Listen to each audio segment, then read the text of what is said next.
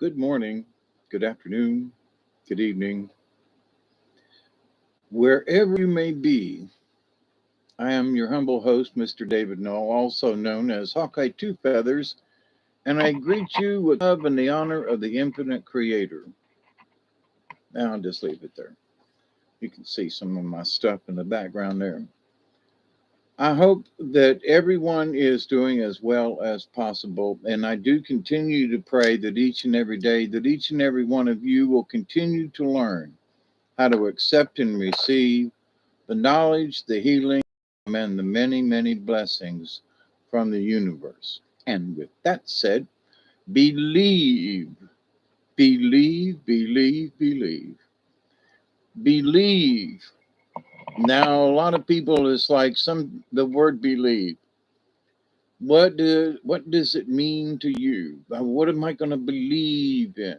Well, there's a lot of stuff in that, you know. Do I believe in God? Do I believe in Jesus? Do I believe in Mohammed? Do I believe in Buddha? Do I believe in nature? Do I believe in a creator? What do I believe in? What is a belief? You know, oh, I believe that life is blah blah blah blah blah. Hey Barry, how are you? I was outside yesterday when you called and I was too dang tired to call you back. And this is sort of what this video is about a little bit. I'll explain myself. Um, believe, stick to it, and believe. Well, I turned 71 on Sunday. That was my birthday, the 24th. And so it wasn't like a big hoopla, but in my brain, I've been telling folks that I want to get on the river again.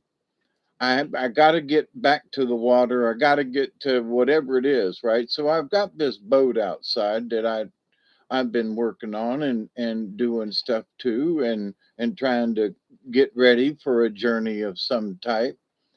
And so Saturday, I worked on the boat and trying to get the lights fixed and so forth, and because I got a trailer but no lights on it, so I didn't want to drive it anywhere without any lights on the trailer, stop lights, turn lights, whatever. And so I was like, I did. I made it to the river, but it was like 4 o'clock in the afternoon. So and there was this wonderful man named Russell, and I can't remember his last name, and I don't know if it was his wife, but a partner. And they were down there at the river, and other folks were putting in and stuff, and we had to wait on this one guy that just took forever to put his boat in. And the river is real low. I have never seen it that low. And everybody around us is like, we have never seen the river this low. Uh, Almost, but not quite. I mean, it's really low. And so Russell was kind enough to help me get him and his partner, this lady. Um, they were, I was going to say they're younger than me. Golly, I'm 71, holy mackerel. But anyway, they helped me put the boat in graciously. And it wasn't really hard, but me being new to this, and I was curious as to whether or not I had trouble getting the damn thing back down this narrow ass um, um, ramp. But once I got the knack of the trailer, which is really weird in how it turns, oh, we got some jumping going on. Hey, Susie Q. Thank you, darling. So, but the boat went in and everything was fine. I pulled the trailer back out. Nothing was wrong. And me and Duggar jumped on in. He was a little apprehensive at first, like, where the hell do I go? Because it was the first time either one of us had actually been in it, other than me getting in it here in the yard. But so I had two batteries fully charged that I used my solar chargers to do it with. This has been a big experiment on how to charge my batteries with solar panels and how long and what it can do and so forth. And put my had my trolling motor on there, and everything went fine. Um, Except that the river is really, really low, even for a trolling motor. And this boat thingy does not paddle well. I miss my canoe and I miss my kayaks. In a way, I hate this boat. It's nice you can walk around in it and stuff, and you've got mobility. The camera's jumping. I don't know if it's my connection. I think so. They've been working on installing new cable out here to make our DSL really fast. And in talking with folks, I guess the fact that I have internet at all where I live is amazing. And many years ago, when he first installed my phone, they were talking about, well, should we put in this 3 conductor thing or a 6 conductor? And I went, put in the bigger one if you got enough cable. And they were like, well, yeah, we think we can do it, blah, blah, blah. And I went ahead and put in the bigger cable with more things. Well, to get DSL out here, it takes 2 separate lines and a ground per se, instead of one, the 2 common coming into a house. So I'm able to get faster DSL. So, but they're working on the lines all the way to into Moultrie. They're putting in new line to make it faster. So it's buffering. Is it bad on your end? I would flick the motor around and put it on the front of the boat to make it steer. Oh, Barry, this thing does not steer. It does not steer. It's sort of a bi-hole kind of thing. This thing does not steer. It does not track. If I moved in my seat and turned at all, it changed the trajectory of the boat. I was constantly having to monitor the motor and constantly adjusting and constantly, hey Amber Dawn, how you doing? Sunday was my birthday. But anyway, so I went down the river, and it was lovely in that the weather was nice. There weren't any bugs, but the river is really low. It and in its low spot, it's strange. There was a strangeness to it. I put up a little video. I think it's supposed to be up. I did it on my phone, and I was going to do some more video and from my cell phone thing, and I was so busy trying to keep the damn boat from running into something that it trying to use the cell phone and everything. It was just ridiculous. It wasn't the fact that there was a lot of current that was moving the boat around, but it was the fact that the boat won't steer. You get it started in a little direction, and I'd turn in the boat and turn my chair around, and the boat would move. And sometimes it would move to the right, and I would move my seat around and everything. Duggar would shift in the front, and the boat would move. I mean, it's horrible. It's horrible. Oh my God, it's horrible. I think it would be okay. This little boat would be okay in a pond, but in a river where there's a little bit of movement and flow and everything, this boat is horrible. I'll probably take it out again to try it out again, just because I've got trolling motors and everything working on it. But the point about the belief, well, I've been talking about after my operations, and then I went back in the hospital with my heart. That by God, I need to get back on the river. So part of my journey in this is did I believe I could do it? Is my heart healthy enough to do it? You know, oh God, and I've been scared and worried and everything, and I've been meditating and praying, and am I capable of doing this again? I just had another heart thing. Well, my blood pressure's been doing okay, and me and Doug have been walking, and I've been using my back brace, which I wore the whole way, by the way, along with my PFD. Um, and so I was double protected.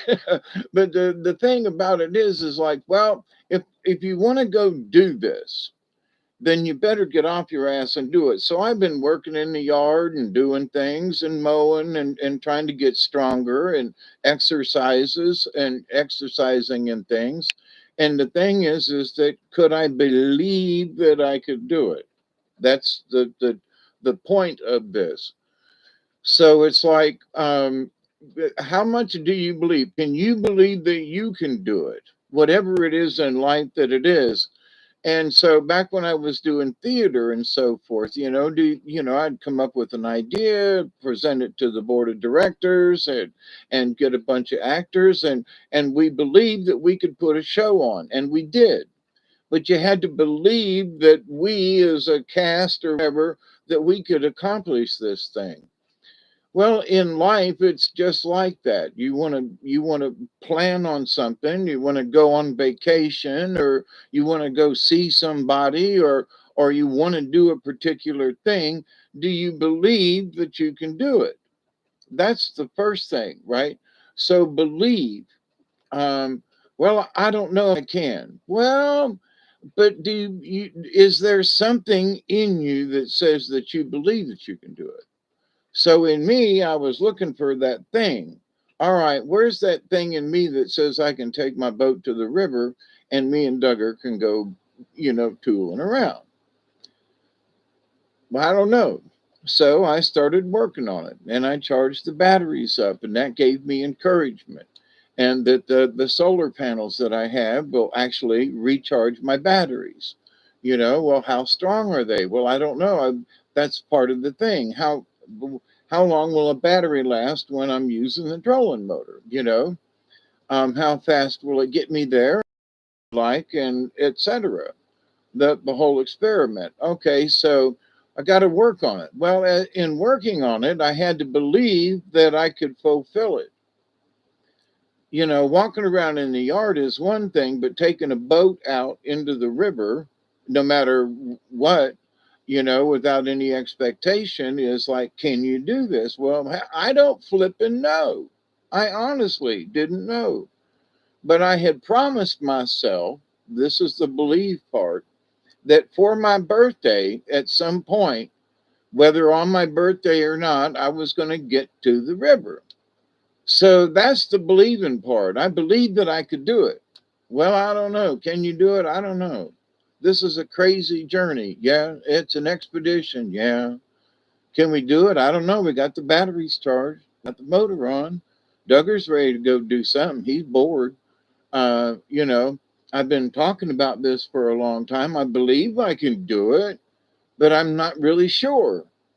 So how sure are you? Well, I feel pretty good. I checked my blood pressure, and other than worrying about it to death, I was more. So I said, the only way I can find out if whether or not I can do it is to, it's hooked up to the truck. Let's go. And we went. So the believe part, so in sticking to it, so there are many, I've talked about many journeys in my life with like doing theater and other things and working with people and so forth. That you first, you got to stick to it. You say, well, I made a friend the other day and they invited me over and we're going to do something together. And you go, well, okay. So but then you don't follow through. But then you don't follow through on it. So somewhere where you spoke to a person or you introduced yourself to a person, I don't know, it's raining, you won't go out there. If it was, let you outside. Listen to him, man, barking. There ain't nothing out there. except probably maybe another cat. Hey, everybody. I haven't really been. Steve, hi. How are you? Amber Dawn, Susie Q. Y'all doing good? Y'all doing well? I have a little over a year left on PIN. Oh, good deal, Steve. So, but anyway, in whatever it is that we have, we trust in. So, I believe in the Creator. So I was like, said my prayers and said, all right, let's go do this.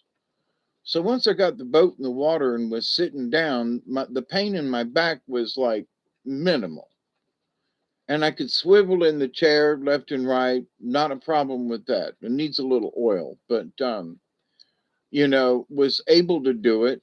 And so the physicalness of putting the boat in, where I had to do lifting, pulling and everything on my back, was like, well, it hurt, but at the same time I was like, I was careful in how I stood up and how I kept my back straight and tried to use my body in different ways, so that the pulling it still hurt, but I was like, I'm bound and determined to do this, because if I was at home and trying to do something, I would be hurting.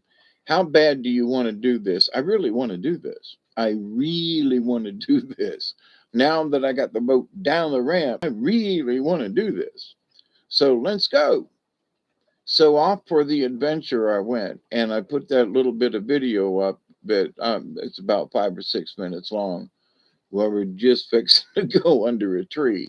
And it took a while to get out from underneath that tree, and then it kind of went downhill from there. And there were things in the middle of the river that I have been up and down this stretch of the river 20, 30 times, a bunch, kayaking mostly. And I've been down it when the river was up at 8, 9 feet, and I've been on it when the river was down to a 3 feet, 4 feet. Was 4 to 3 feet is about the last time I was on it, and it's down to like 1.4 now. The depth at the gauges, it's really low, and we need this rain. It's leaking all over the inside of the house, but we need the rain. But so they stick to it, and I was like, well, I'm gonna go. I'm gonna go down to the train trestle, which is a mile or so down the river, and I want to get to that. Well, there were stumps. There were fishermen had to go around, literally, because the river was so narrow, and nobody's catching anything. That's another subject for the river. There's no fish. The fish are gone in the Ochlockonee River. And I've talked about this before, but and on this particular journey, I was getting ready to go fishing, and Duggar was being good in the front of the thing, and it's comfortable. The sun's going down, but every time I tried to get settled and get ready to throw my rod out, and I forgot an anchor, so that's my fault. But so, and the boat moving constantly, I was running into logs in the middle of the river, okay, that I had never run into before or seen or had to go around. So I was constantly trying to go around stuff. And since I didn't have an anchor to toss out to hold still, again, my fault. But that boat was horrible to steer and drive and everything. But the experience of, as I'm going down the river, I'm thinking to myself, I didn't believe I could do this, but now I'm on the river, and I was like, it gave me courage and it gave me strength. The fact that I went ahead and stuck to it. Sunday was my birthday, and had been months in. I'm gonna go. Hey, Miss Pearl. Oh, good, dear. I was looking for your phone number the other day to call you to check up on you. And so I'm glad you're here to tell me. I was not necessarily worried, but I was, and I was like, God, when I got my new cell phone, things got all messed up. But anyway, so but how are you? And Mark the Ark, hi, how are you all this afternoon? Thank you. I'm not here to look for birthday accolades, but I will take them. I turned 71, and the reason, another reason I'm bringing this about believe and stick to it. The gentleman that I bought my canoe from, I've told this story before. I can't remember, it was 70 or 71, 72 years old. He had made a promise to himself to paddle over to Cuba, and he lived in Key West at the time. And I said, "What?" And he goes, "Yeah." He said, "I paddled this canoe to Cuba for my birthday." And I think he said his 72nd birthday. Now, I wasn't in his canoe, but I thought about the journey. And I said, if he could take this canoe, which I want to go, I want my canoe back. I want to figure out how to move that thing. I want my canoe back. This boat, I'm going to sell it or give it away or something. I want my canoe back. But I'm so disappointed in this thing. But anyway, it did float. It was comfortable to sit in, but it mm, thumbs down. I should do a review on this boat. Hey, Rams, good evening to you. It's afternoon here. I guess it's 1:45, isn't it? It's 1:45. I don't change my clock, so it's 1:45 for me. Yeah, 1:45. 1:45 for y'all, and in a month you'll be changing your clocks back, y'all. Well, 5 weeks. It's first weekend in November. I hope you all are doing well. And Pearl, I've been praying for you. I swear. And I looked around for your phone number, and I was like, I got this number, and I was afraid to call it because if it wasn't you, I was going to be embarrassed. But anyway, I get a lot of phone calls from all over the country, and so where I thought I knew what your area code was, somebody called me from a 6 area code, and then I got them confused. But anyway, I'm glad you're doing well. Prayer, okay. I Tonight, by the way, is Tuesday, right? Yeah, and so tonight we'll be live at 10 o'clock with Robert on Milky Way. So, but call me before then, okay? Or way after, whichever. But anyway, I wanted to get on here this afternoon because, okay, because I'm always doing shows real late in the evening, and nobody can get on and say hi and so forth. And I realize that. So, I thought yesterday, I would do something, but I was so tired yesterday on Monday. I literally slept the whole day. But I didn't get home to the house until it was midnight. Actually, it was midnight my clock. It would have been 1 o'clock y'all's time. And so it's like, wow, but I made it. Now the boat's still hooked to the truck in the yard, and I had to put a tarp over it to cover the because I couldn't even get most of the stuff out. But we made it home safe. But the whole point of the stick to it, I was gonna be on the river for my birthday. Whether it was a day or two before or a day or two after, I begged people to go with me, and it was it's just that nobody would wanted to go with me, and I was like, and I didn't have a bad feeling about this at all. I wasn't like remorse, like, well, oh sigh, woe is me, nobody's here. I didn't get a visit from anybody on my birthday. I did get a phone call late from my sister, but I wasn't here.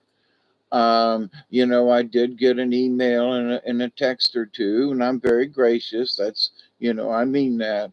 But I wasn't expecting much. It's like, it's just another day, right? But for me inside, I was like, but I had set a deadline, and that's the belief. Can you make it? Well, I don't know. Sunday's the day, and I don't know if I could make it or not. And so I had to get up the gumption and the courage and the strength, and because I really didn't believe I could do it. I didn't believe I could pull it off. I didn't believe my body was going to do it. My brain could do it, but I was really worried about whether or not my body would follow my instructions. And what I knew it was going to hurt. I knew it was going to hurt, you know. So I took a double dose of meds before I left, which was a good thing because they had run out by the time I got home. But um, but the sticking to it, I was like, well, I don't know. Well, I got the boat hooked up to the truck. Okay, I made it this far. Now what do I do? And Duggar was like sitting in the front seat of the truck, like, come on, we're going. And I was like, well, I don't know. You know, I don't know. Maybe we should do this tomorrow. You know, I got the boat and everything hooked up. I got the batteries. Should I go? Should I go? Should I go? Yep. So the stick to it. So there were over the last few days, Thursday, Friday, Saturday, Sunday, leading up to my birthday. I was really, trying to get the gumption up to say, I believe I can do it. All the while, I'm fixing all this stuff to go, right? Well, I believe I can do it. Yeah, well, I think I can. I'm the little engine that could, then this mountain was whether or not my back would allow me, the pain threshold. Could I stand it? So with all the exercises and walking and stuff, can you do it? Well, I had to make myself. Yeah, I had to stick to it, and I had to believe that I was strong enough, despite the pain, to launch the boat, put it in, and do all this stuff, go down the river and come back, which it did. And then when I got back, the trick was to get that some bitch on the trailer. It wasn't that difficult, but I had never done it before. And so getting it lined up and everything and pulling the strap down and doing the thing and wading around in the water and all that at 11, 12 o'clock at night, with just a headlamp on and tired by this time.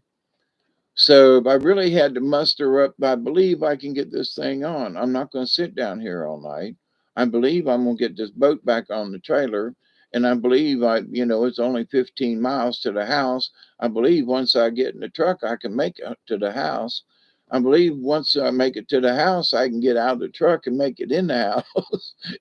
So there was a lot of believing going on and a lot of prayers all along the way, because when I got out, I was stiff and the pain went up. I had some meds with me, but, trying to take them by the time they got in me, I would have been home, so I didn't even bother to stop and take any meds till I got home. But so the ride and the journey and the expedition, um, I wish that I had videotaped more of the river because it's really low. So after this excursion, I have the faith and understand that now what it would take to go back down to the river, which I'm like, wouldn't be that difficult. I know how far I can go on one battery, for example. I made it all the way down to the beach where I've camped before, which is beyond the train trestle and almost to Georgia 3 on the river, which is a good distance. It's 2 or 3 miles in a straight line, and it curves. The river curves. But so made it a good ways and changed batteries, no problem in the dark, and fiddled around and everything went well in that direction. Um, the homemade plug that I had put in it only leaked a little bit of water with the journey down and back, so that worked out real well. My backup battery did even better than the first battery that I used. When I got back up to where the boat ramp was, the guy that took so long to get his boat in was trying to get his boat out. And it took him a good 45 minutes to clear the ramp before I could even get close to the ramp. Well, I could get close, but anyway. So Duggar and we rode around on the lake, and I tried to take pictures of the moon, and things just didn't work out in that direction. Which I'm sad to say I didn't get any pictures. It was beautiful out there on the lake. So but now I know that we can do it. Now I know that even if my back is sore and I'm in a fair amount of pain, I can still push this boat, put it in the water, and we can go tooling around. And so even if I didn't go all the way down to the train trestle, there's enough power in the battery and the motor and everything. So, but this idea of sticking to it and to believe. There were The other day was a lot of stopping and believing. Yeah, I went to the river, and yeah, but now with my back and with Duggar, and can I and should I, and what about my heart? What if I go down there and my heart goes fibbing and nobody knows I'm freaking down there? I just went on a whim, just and so now what? Is my heart going to give out? Is because there were places where paddle and I took two long poles with me, and it's a good thing because there were several places had to pole our way through, and so it was very rigorous and strenuous from a physical standpoint. It wasn't just an easy down and a comeback. No, we had to tear our way through underneath that tree that I was videotaping. um, we had to go through logs and go through shallows and going down, and then we had to go through the same spots coming back in the dark, most of them. So, but the good news is my awareness of nature, my awareness of the river. And I say that in that it's sort of like working with your third eye. It's sort of like working with the Jedi use the force, Luke, because I don't like to ride with the light on all the time. So I would spot the river and turn the light off and drive in the dark using the moonlight and the tree line and its reflection in the water to spot where you're going. Now, I've gone with people before, well, I guess people have gone with me before when it was dark and in the middle of the night down the river and up the river. And they have been amazed because I say, watch out, there's a log over there. And I won't have a light on. And I go, how do you know? Well, I can see it in the dark. And a lot of times I can sense the presence. So I was headed, like there was this one time I was headed, which seemed to be open and clear. And I turned the motor off and just coasted for a minute and turned my light on. And sure enough, there were a bunch of trees that were laying down in the water we was fixing to run right into. I mean, they were like 10 feet away. So it was far enough away to avoid it. But had I just another couple of seconds hesitated, I would have plowed right into these trees. So it's like, so using your extra senses when doing things, especially like to go on an adventure where you're outside in the dark. Now, I had plenty of flashlights. Okay, don't get me wrong, but the headlamp did the best as far as scanning in front of me. I got a red light so that I can work around me and not affect your eye pupils. But allowing yourself to see in the dark and allowing yourself to use that extra sensory perception and to be able to spot the river. And then, there were several times I got this feeling, turn the motor off, turn the light on, there's a log right there. Whoops, almost hit it. And all the way back, I think I only bumped into one or two, actually. I did rate perception. And in avoiding stuff. Now we hit a couple logs that was submerged that I couldn't see, but we hit them coming down. So, and it was just that the water was low. But so the experience of making sure that I got down on the water, having stuck to my guns, stick to it. I'm going to be on the water on or around my birthday.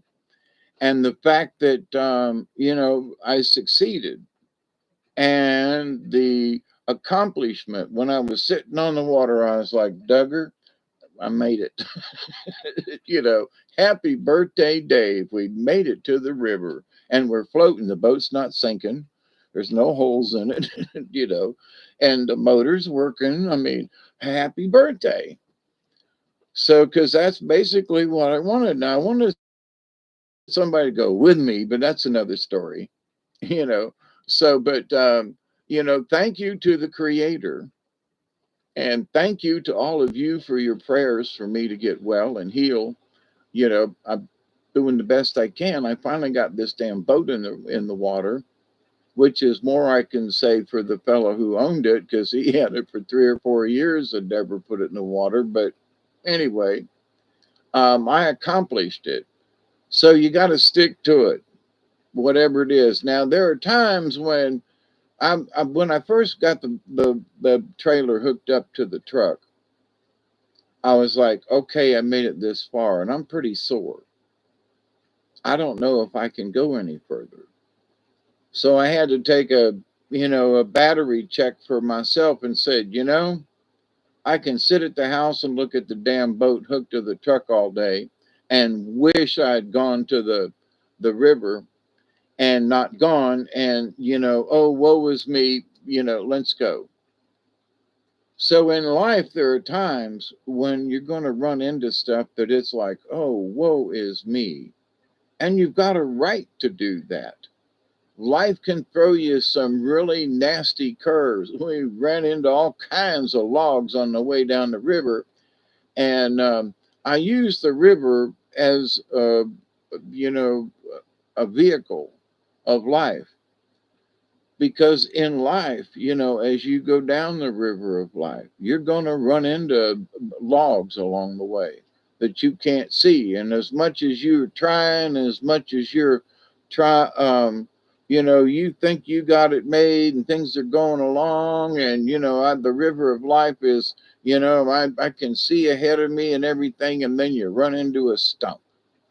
And it legitimately, it's like sometimes the motor shears a pin, and you got to change it. You got to put a new pin on your prop.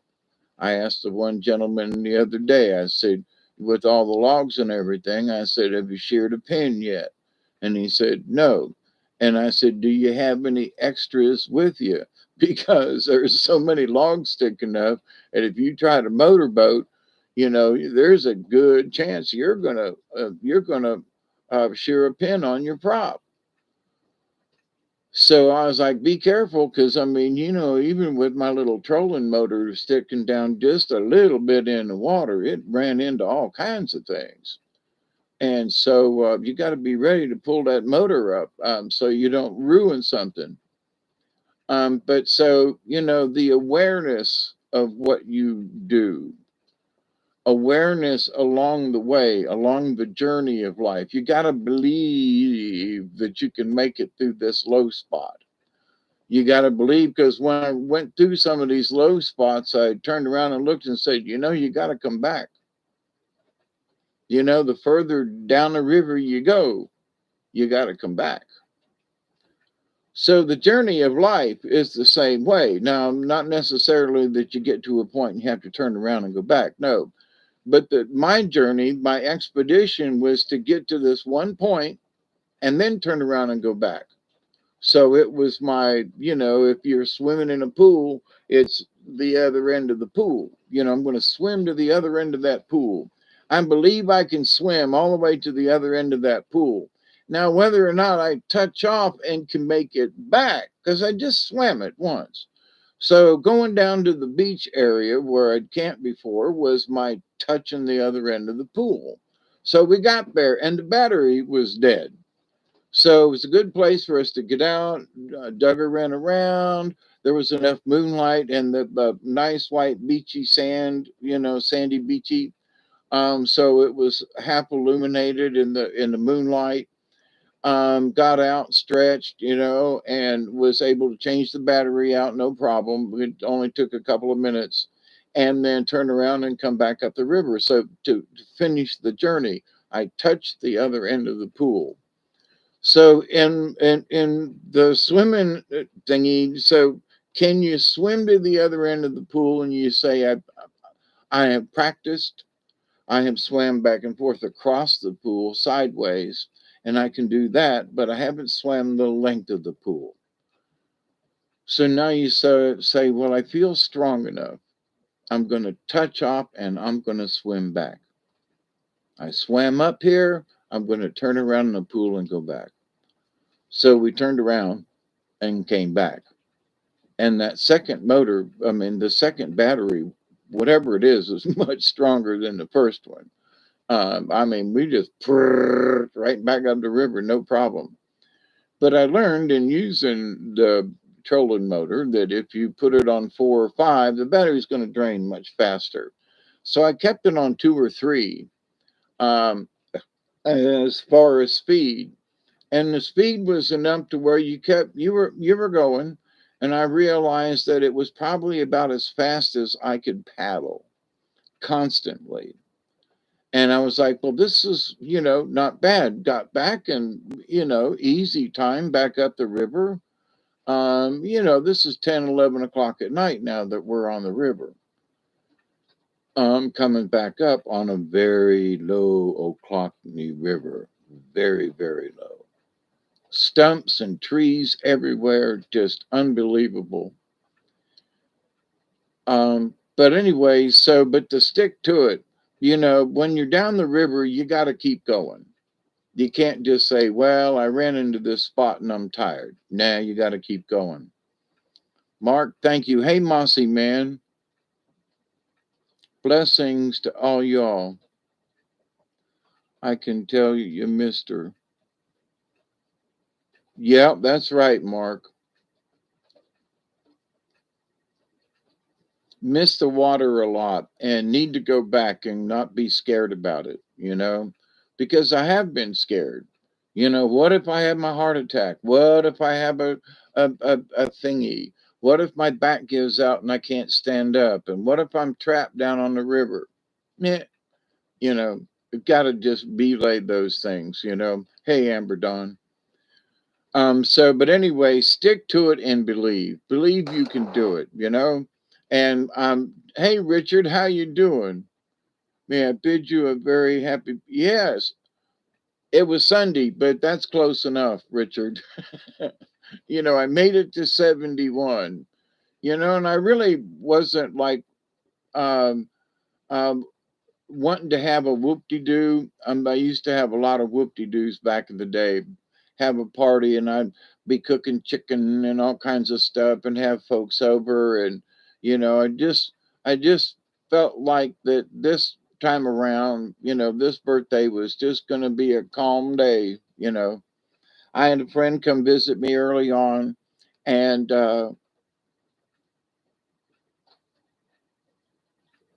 we had a nice chat and a walk around. And after talking with her, she was like, well, is the boat ready kind of thing? And well, I don't know if I'm ready. Well, only one way to know, Dave. And I was like, yeah. So she gave me some encouragement and a little bit of courage. And she don't know it, but she gave me courage. And I was like, yeah, well, you made it to 71. Yeah. And the yard looks nice. You've been mowing and you look stronger. Yeah. I feel, still putting up with some pain, but yeah, but look at, I can tell that, you've been working around the yard and everything and it looks good. And I can tell, and I was like, yeah, well, okay. So maybe I am strong enough. I look, well, I slept all day yesterday to make up for my birthday of I didn't get home to my house until 12 o'clock, and that's on my clock, and I didn't hit the water till like 4 in the evening. And You know, I expected to be out after dark, but I didn't expect it to take me till 12 o'clock to get home. But there were, there was this guy trying to get his boat out up off the ramp, and it took him an hour after Duggar and I got back to the boat ramp. So we had to wait around. There was no way to get the boat out until he got out of the way. So we waited around and paddled around, and that's when I should have been taking pictures of the moon and stuff. And I was just so tired, but elated to be on the water. The camera, for some reason, was the last thing on my mind. But the other thing was that it was easy to fumble with the phone and drop it in the water or on the thing. And I don't have a cover thingy for it yet, which is something I'm going to order at the first of the month. That I have to get as one of them rubber protector thingies to go around the phone. But so that little bit I did early on, I was fumbling and a jumbling, and I was like, I'm not dropping my new phone in the water until I get accustomed to this boat. And I put it up, and it stayed safe the whole trip, but I didn't get any more video. But I know how the boat works now. I know what the river looks like at its really lowest spot. I know to take an anchor next time. Um, and I just know what to take and what not to take, and how to manage the boat. So it was too late to do any fishing on the way back, and so I didn't actually get to cast at all. But it was a nice trip. It really was. Learning how to try to steer that damn boat, which is almost impossible. I would hate to see what it would be like in some like serious water. You'd be going around in circles. But anyway, so it's been almost an hour, 45 minutes ish. I didn't want to take a long time, but for those of you on the road of life, if you're out there in the river and you bump into a log, that ain't the end of it. You figure out how to go around it. You pray to God you didn't put a hole in the bottom of your boat. But and even if you do and you capsize, you swim your ass to shore. You don't give up and drown. So, the river of life has got a lot of obstacles in it. Sometimes the water's up and you skim right over the top of them and you don't even know they're there. And then later on in your life, you've been going down the same road for years, and then all of a sudden a bump comes up. Somebody comes out, maybe there's a tree limb, maybe there's a pothole, something comes up, and you go, damn.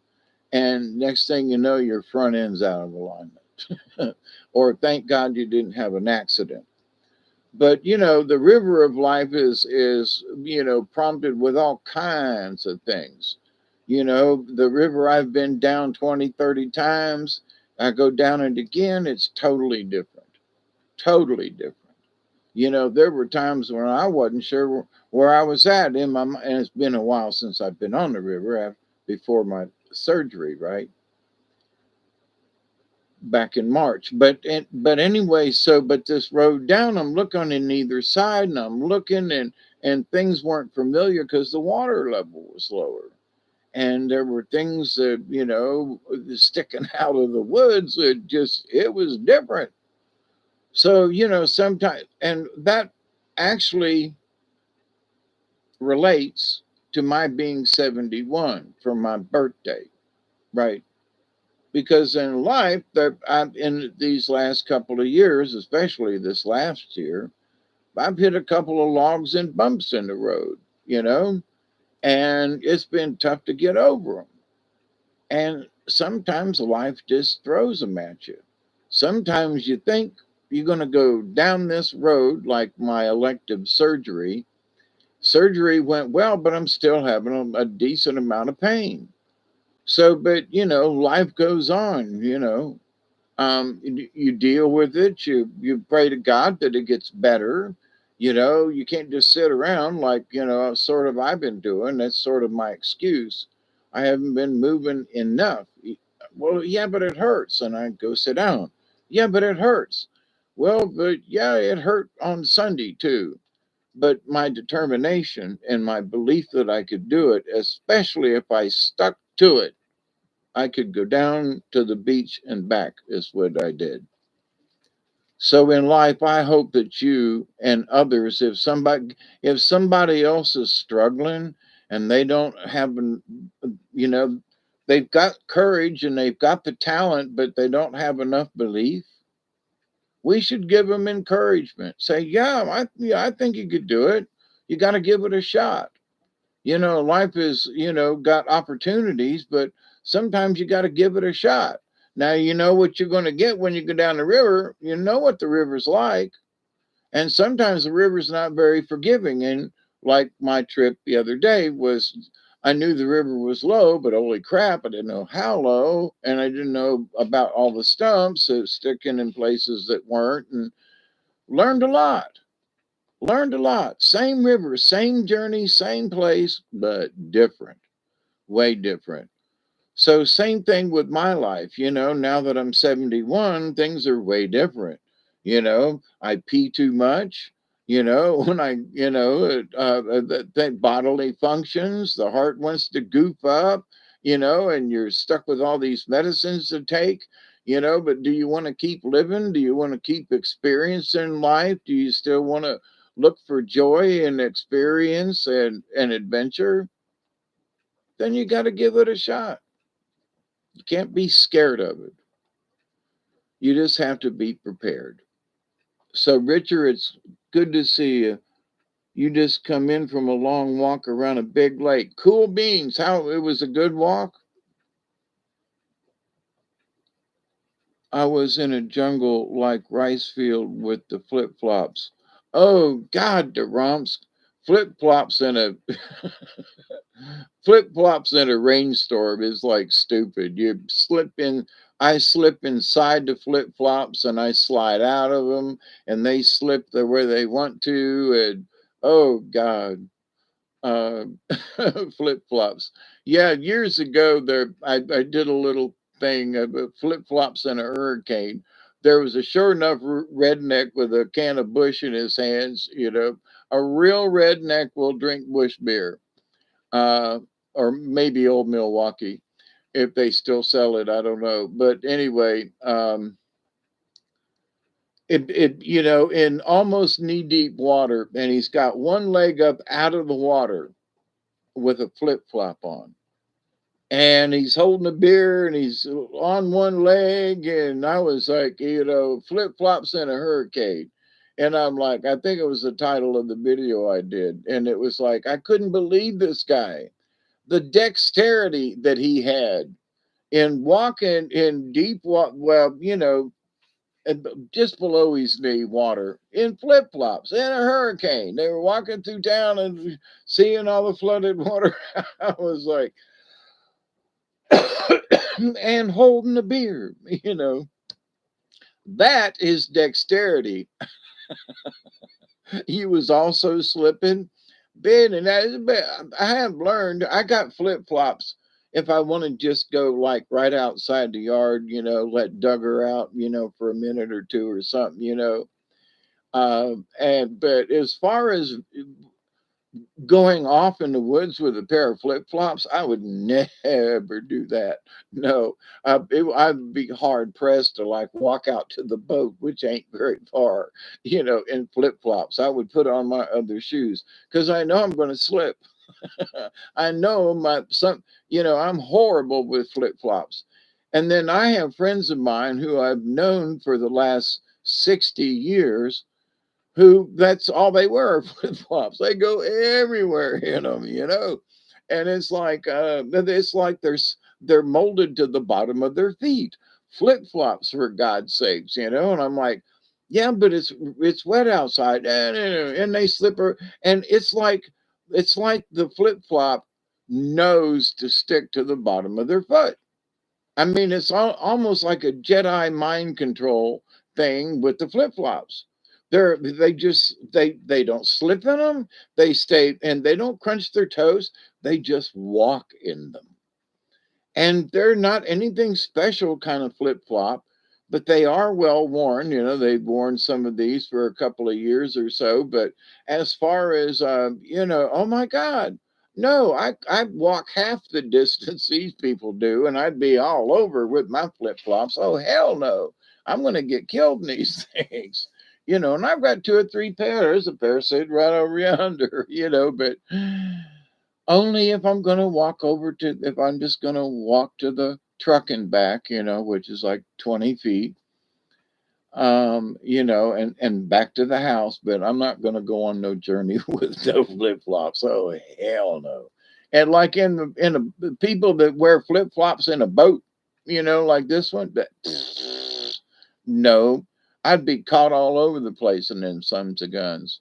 So I've got these, they're like, they're like booties. They've got web on them. Well, here, wait.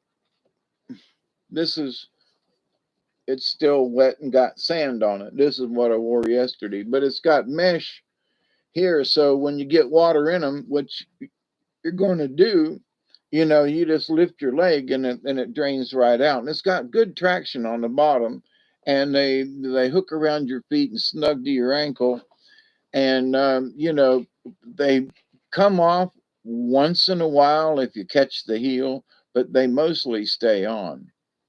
And I use them all the time, and I'll go down in the woods with them. And so, hey, Susie Q, uh, is it that time? Yes, it is. Wait, I got this for my birthday, and I have a little something in it, but I can refill it.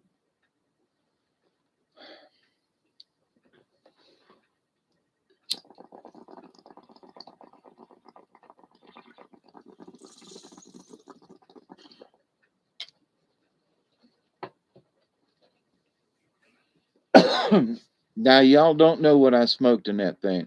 There's something about, I can smoke my pipe, but you don't know what's in it. If I smoke it in in a bong, in a water pipe, chances are I'm smoking. So I will do that off camera just because it's a water pipe, which is silly in this day and age. But I live in the state of Georgia, and somebody said, "Well," and I've been busted, so um, I don't want them to come get me because I smoked my water pipe live on, on YouTube. Ain't this a crazy world? Wait a minute, I want to refill that sucker. That wasn't enough. See, and as much as I would like to, like once in a while, like I would love to, show you a bud. Nah, if I lived in another state, maybe, but not the state of Georgia. So we saw you hold up a marijuana bud while you was live on YouTube.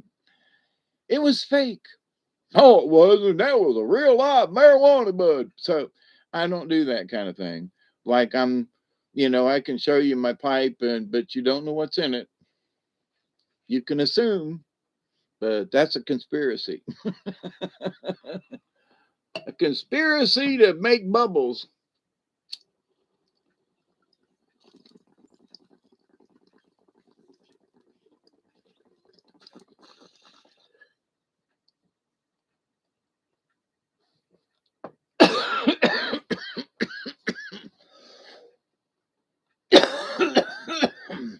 Ooh wee, that'll clean you out. Happy birthday to me. I was going to get on Sunday before I, finally said, nah, damn it, we're going to the river. Yeah, but it's getting late. Screw it. We've been on the river in the middle of the night before. The hell with this. We're going. And the journey was on. Um, which parts of my brain are still like replaying parts of the river that I went down. And I can't stress enough about the doing it in the dark for me. Now, I've talked about nature and on the river and stuff and all that before, but walking in the dark. Now, walking in the dark is sort of like astral projection. Okay. So being on the river in the dark, logs and stumps and stuff, and just enough moonlight and starlight to illuminate the middle of the river. So there are shades on either side. So it's like going down a tunnel. And sometimes the shade of the trees from the moonlight and everything gets really narrow. And then sometimes where the river widens out, it's more open, obviously, right? So, but you got to trust your senses. I mean, you got to believe beyond belief because you're actually extending. I am, when I'm there, I'm extending my psychic energy out in front of the boat. If there's a log out there, warn me. If there's a stump, warn me. Well, we've been through this section in the river before, but it was up. So I had heightened senses coming back. If there's a log in the middle or off to the side, warn me. I don't want to run into anything. I'm not in a hurry.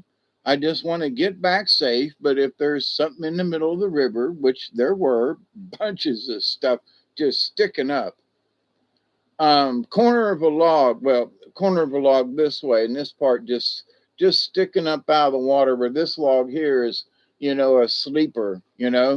So you avoid this, but if you're not on the right side of it, then you run into this log, and which will turn you all the way around, and or hit your prop or something.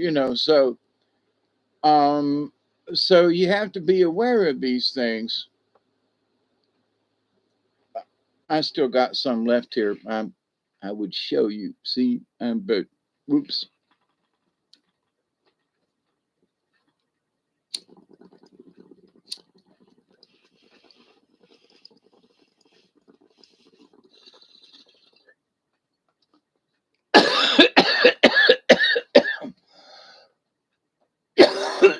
Woo wee! Pretend it's my birthday. Happy birthday to me. But anyway, um, but the projection of the self, the projection of your psychic ability, for me, it's the ultimate test, to be on the river and turn the lights off and go a quarter of a mile without turning the lights on and just look, seeing in the dark. And there are all kinds of obstacles. I'm telling you, I couldn't believe how many. I know I'm repeating myself. There are so many logs sticking up this time. It was mucho different.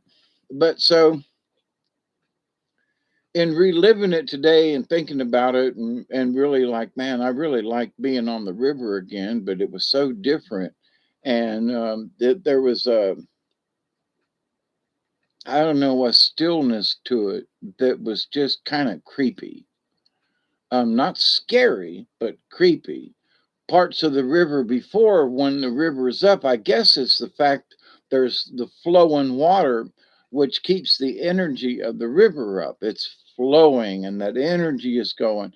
But when the river is down like this, it's still. And it was almost like one big long lake.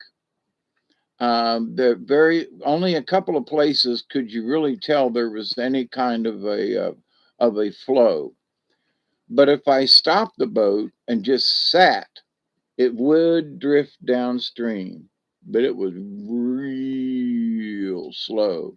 Normally, I want to find out what the flow of the river's like. I put a leaf or put something in the water and watch the leaf and see where it's going.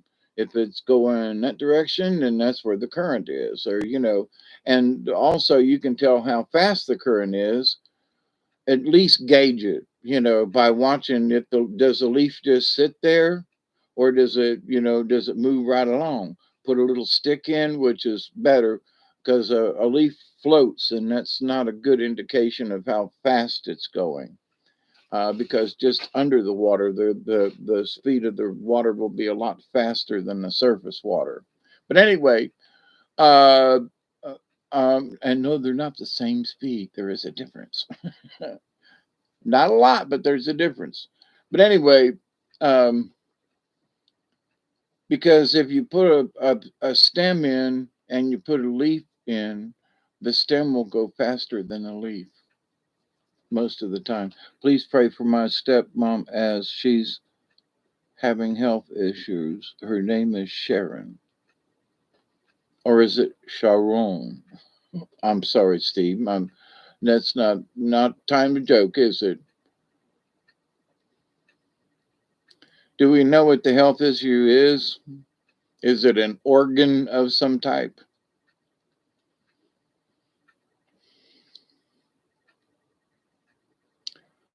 Those are the hardest to heal organs. Bones and things and stuff we can get over. Yeah, them good old days, says Mark. In Thailand, all 10 meter you have a shop. Oh, that's right. You were over there. That reminds me that I'm in the market for a good pair of flops. That might be the key. Like instead of buying, you know, my flip flops are two for $3. At the dollar store, which I think is a good deal. Don't get me wrong. And they. I was looking at the flip flops and going, these things look the same as they did when I was growing up in Florida back in the '60s. They look the damn same. There's not a bit of difference in these flip flops other than the color.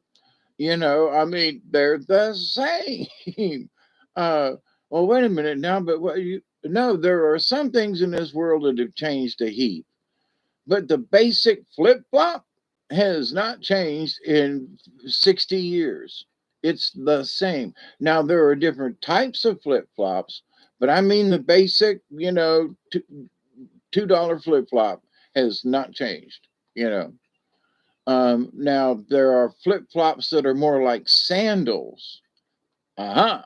Now, but they're not true. They're not true squashy.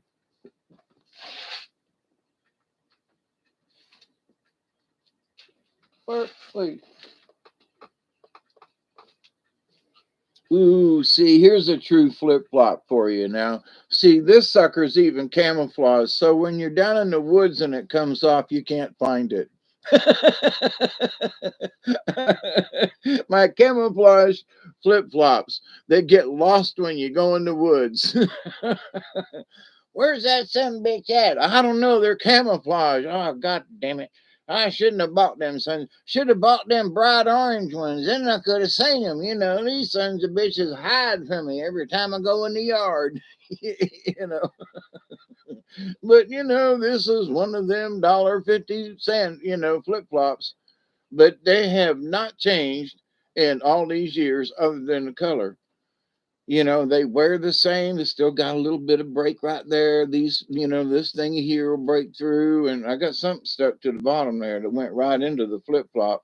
I'm stuck. I stepped on a thorn one time that went right through them. Well, my feet. I go barefoot all the time, Steve. But there's certain places in the yard you just don't walk barefoot. I don't. There are stickly things and there's stuff in the yard. Just I know better. And to go down in the woods with barefoot, mm-mm. But now I will go to the edge of the woods with these on to look back in the back, but I won't go down the trail with them on.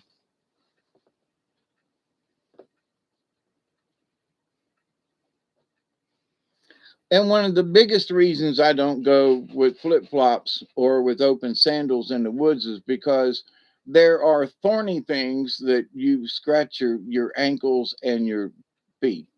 And so if I'm really going in the woods, I put socks on.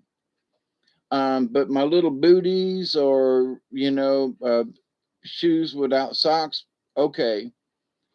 But wear something to protect your ankles, because there are uh, pieces of blackberry bush that'll go across your path and places and things. There are vines with little old stickly things on them, that you can't see, that are close to the ground.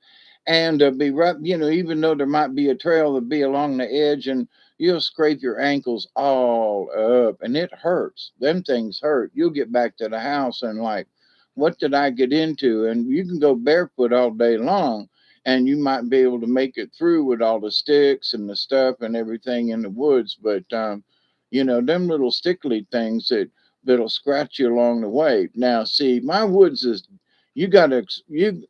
I'm going to have to do a woods walk. Whether I will at least tape it and then upload it. I found that my cell phone works really good with that, and I gotta get that rubber thing to go around it. I can't hold on to the thing. The damn thing's slippery, and I dropped it a couple of times in the boat, and I do not need to break my new cell phone. I like it too much, and going through the hassle of it breaking again and all. No, anyway.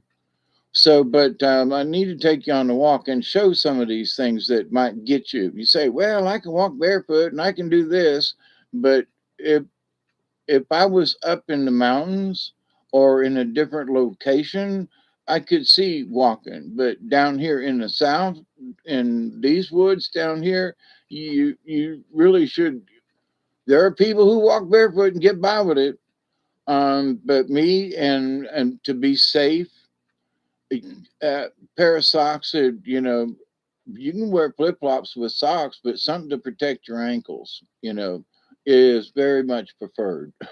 you know, because my ankles get tore up all the time, and I live here. So, but that's just a warning to people. You can go walking down the trail and everything, and there'll be a piece of briar patch that'll have fallen or wasn't there before, and you run across it, some bitch, and it runs up your leg, and you got all these scratch marks, and they hurt.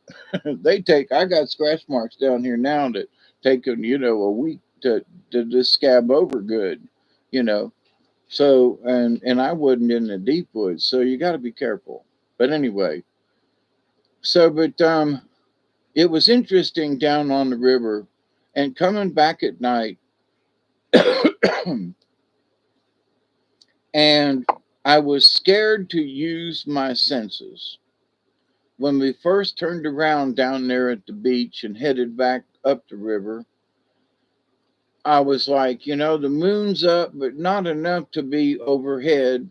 But there was more than sufficient light to see in the dark. But I was scared to try it. And I think part of it was because I wasn't in my kayak where I can feel the water and closer to it, where I'm sitting up on this and I got a trolling motor. So I had to believe that I could do this sense thing being in this boat versus my kayak or canoe, being higher up off the water and being in a different sense of my awareness of the water, and actually being able, in the kayak you just reach over and touch the water. On this I had to lean way over to touch the water. So, but in turning off the lights and just sitting there in the boat and going, okay, we have done this trip in the dark before. I believe that I can do it now. I'm just not used to this. So I've got to stick to my guns in that I have done this section of the river before a bunch of times at night, middle of the night. But in a kayak or canoe, I have to transfer this information because it is much different, at least for me. And let's see how this goes. Well, I made it back with only running into a couple of stumps. I mean, like two as a couple, not like three. That would be more than But I mean, literally made it back and just turn on the light and look and go, oh, there's something over there. We'll hang to the left to the port side, and turn off the light again and make it on down. And my senses would tell me, there's, you better turn the light on, Dave. Okay, click. You know, whoops, there's something over here, and veer off to the left. So, but for every time, you know, I felt there was something in the way, there was. And sometimes it was like right the hell right in front of the boat and swerve, you know. But most of the time it was off just a little bit. And so in the past, I have often wondered if I've got a spirit guide that's out there in front of me going, oh, you know, hey, but there's a go, you know.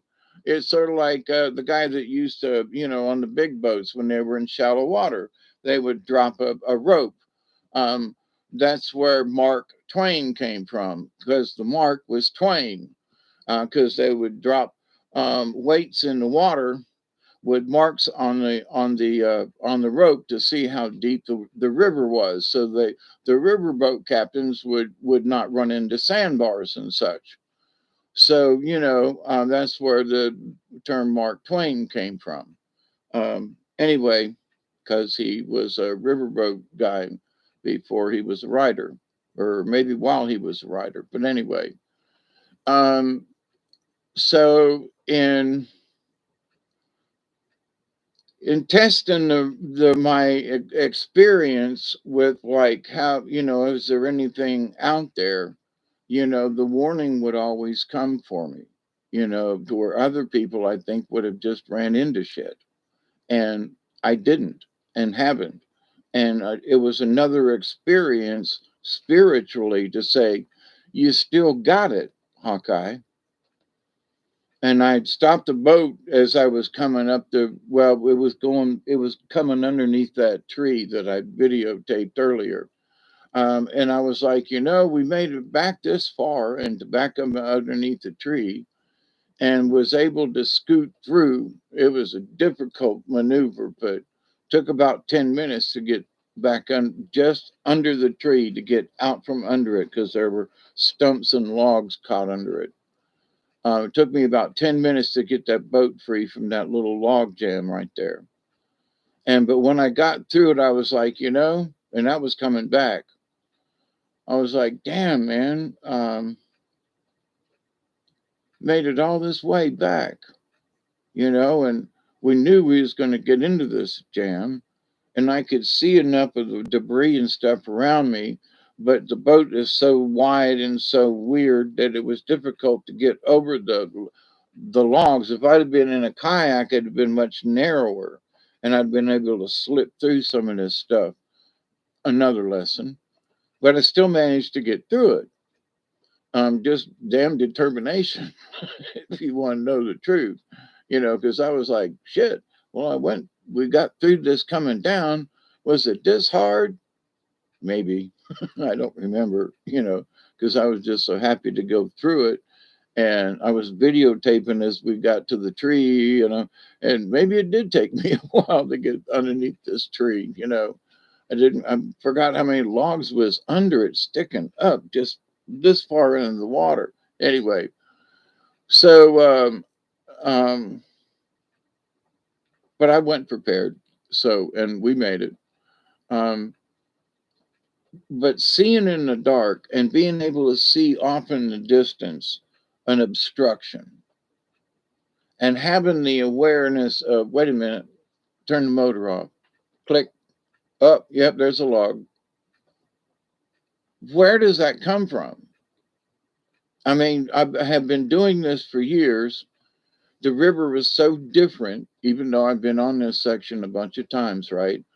But things popping up in places I did not expect, and go, whoops, turn the motor off, click, yep, there's a log.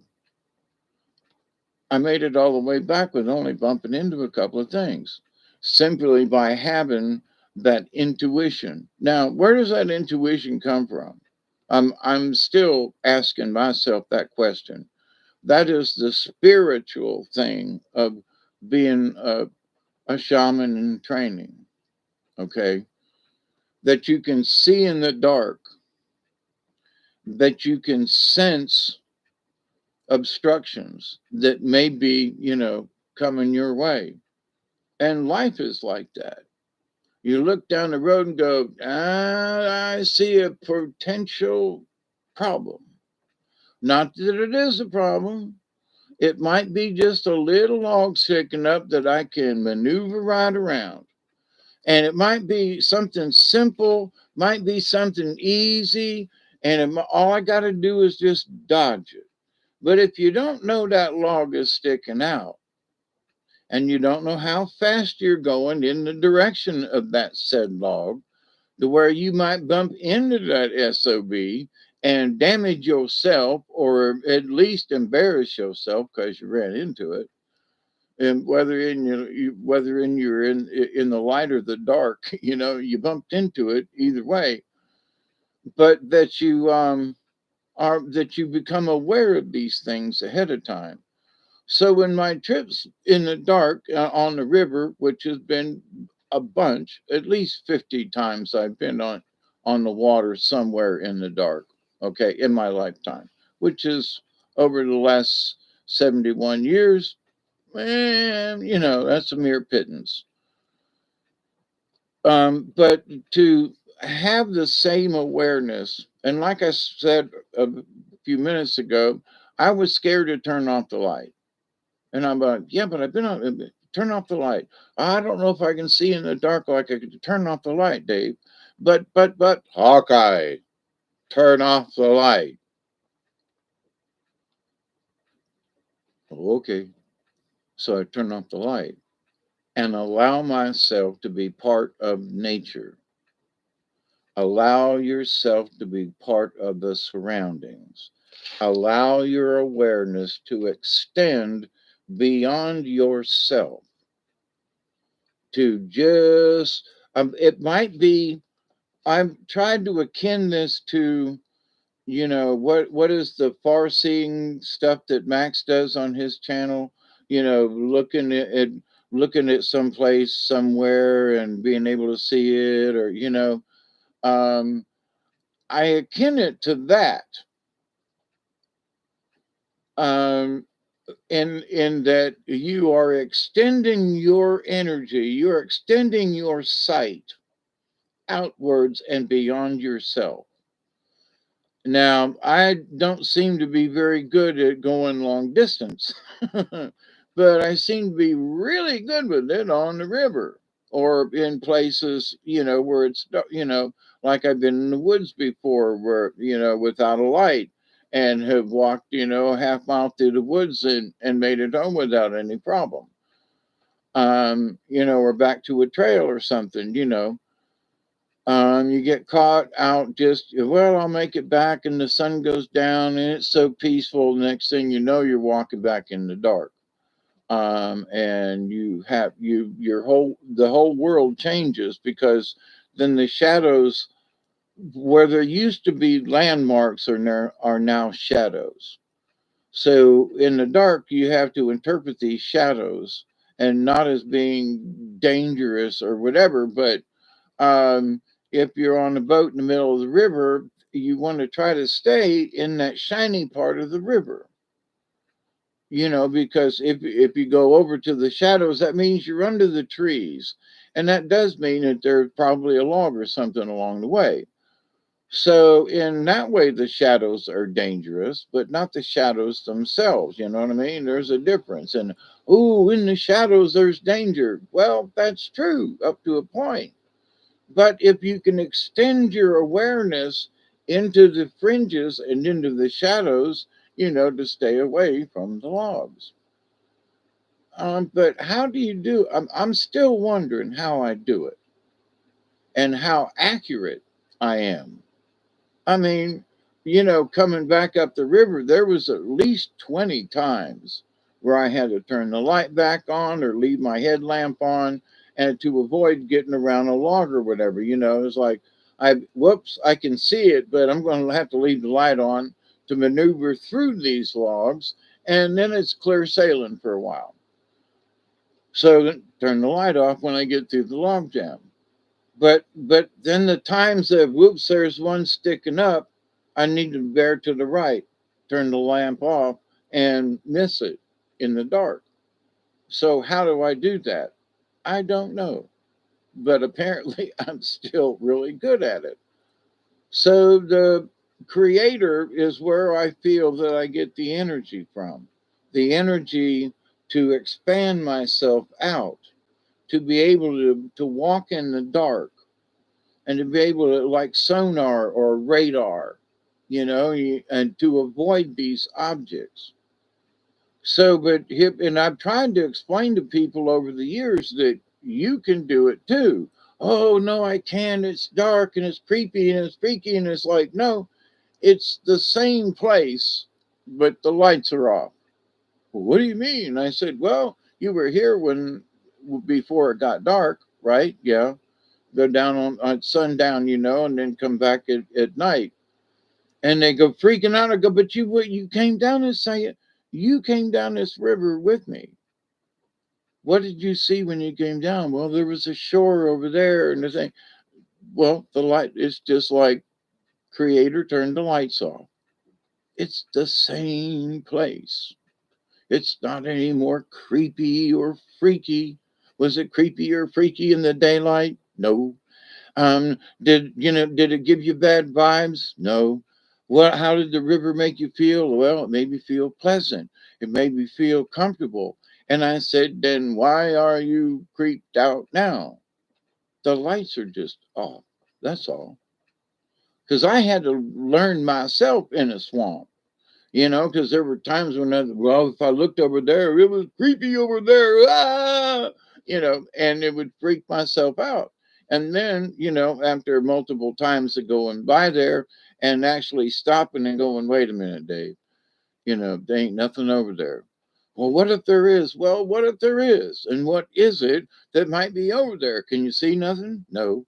Then, well, I have taken pictures of some orbs in places, and that could have been what creeped me out, was the feeling of what these orbs were doing over there.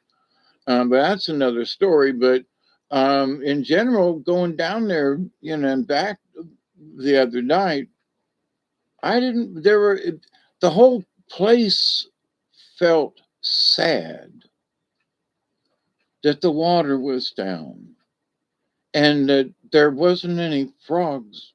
I didn't see any turtles.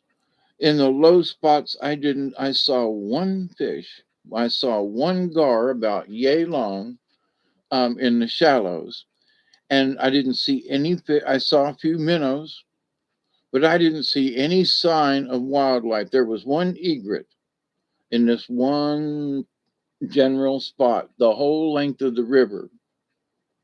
There were owls. The sound of the owls was great, but there wasn't anything popping on the water. But there usually, when I've been on the water before, they've got some big gar on the river, and I didn't. That normally they're coming up and they're breaking water and everything. None of that. The river was dead. Only if usually you can hear frogs croaking. Usually you can see their eyes on the bank and in the low water and stuff, and they'll be jumping in, and none of that. If there were turtles in it, they'll be sitting on logs or in the shallows. Nothing, and you can see their eyes at night. They glow really easy. Used to be alligators there where you could shine at night and you could see their eyes. Nothing. It was sad. So it was an interesting trip, to feel the sadness of the river, you know, and the fact that it's devoid of wildlife. Just that's creepy. But it didn't feel creepy to me at the time. My retrospect now going with that, it was creepy. There wasn't any, and the trolling motor makes no sound, just a little bit of hum. It was a lot like paddling, in the kayak on speed number 3. And, without any kind of noise or anything like that, and me and Duggar were nice and quiet, um, we still should have seen wildlife. We still should have seen frogs and turtles and stuff, um, and nothing. Really strange. But I've been worried about the river for a long time, and I actually would like to do a special about the Ochlockonee River and how it's died, and how unfortunately the local chicken farms have helped to kill the river. Not directly but indirectly, but because of all the poultry waste and things that have gotten into this watershed, it has helped to decimate the river.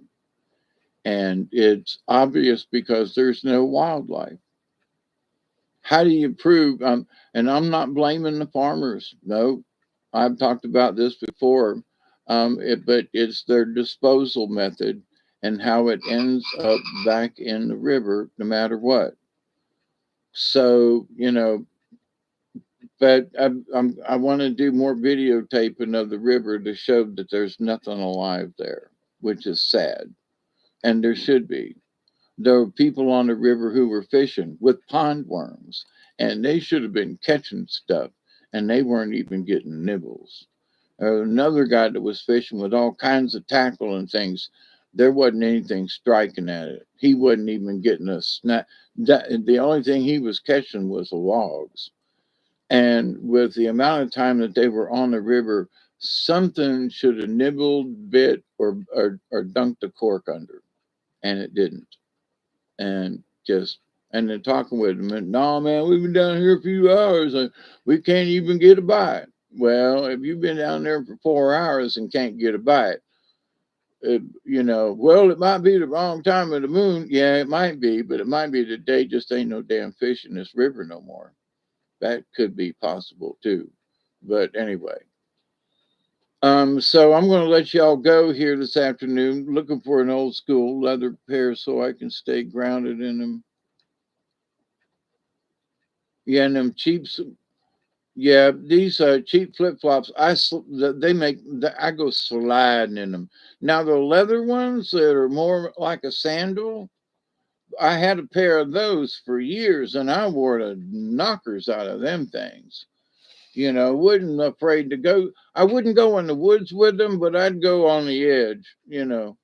Walk around the yard and stuff, and wear these little flip flops. I won't go up the driveway with them. But them old leather ones, yeah, they was pretty good. Well, listen, my friends, thank you for letting me rattle on. But my trip to the river and on the river and so forth.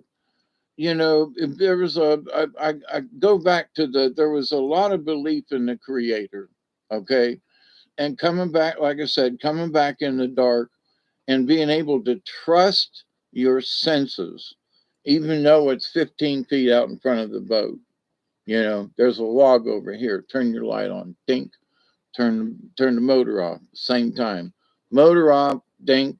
What's up there? Whoop. Got to go to the right. You know, go a little further on. Everything's groovy, and then all of a sudden the feeling comes. Dink. Turn on the light. Now, what is that feeling? It's some kind of psychic energy that's out and going, hey, wait, danger, danger, Will Robinson. Now the danger was minimal, but still didn't want to run into none of them logs because you get tangled up and blah blah blah. But to have only hit two, maybe three on the whole trip back of this maze of logs, is a wonderment, a testament to the power of psychic energy. That's all that I can explain it. My energy being able to go out there in front of the boat and going, hey, Dave, avoid this log, pink, okie doke.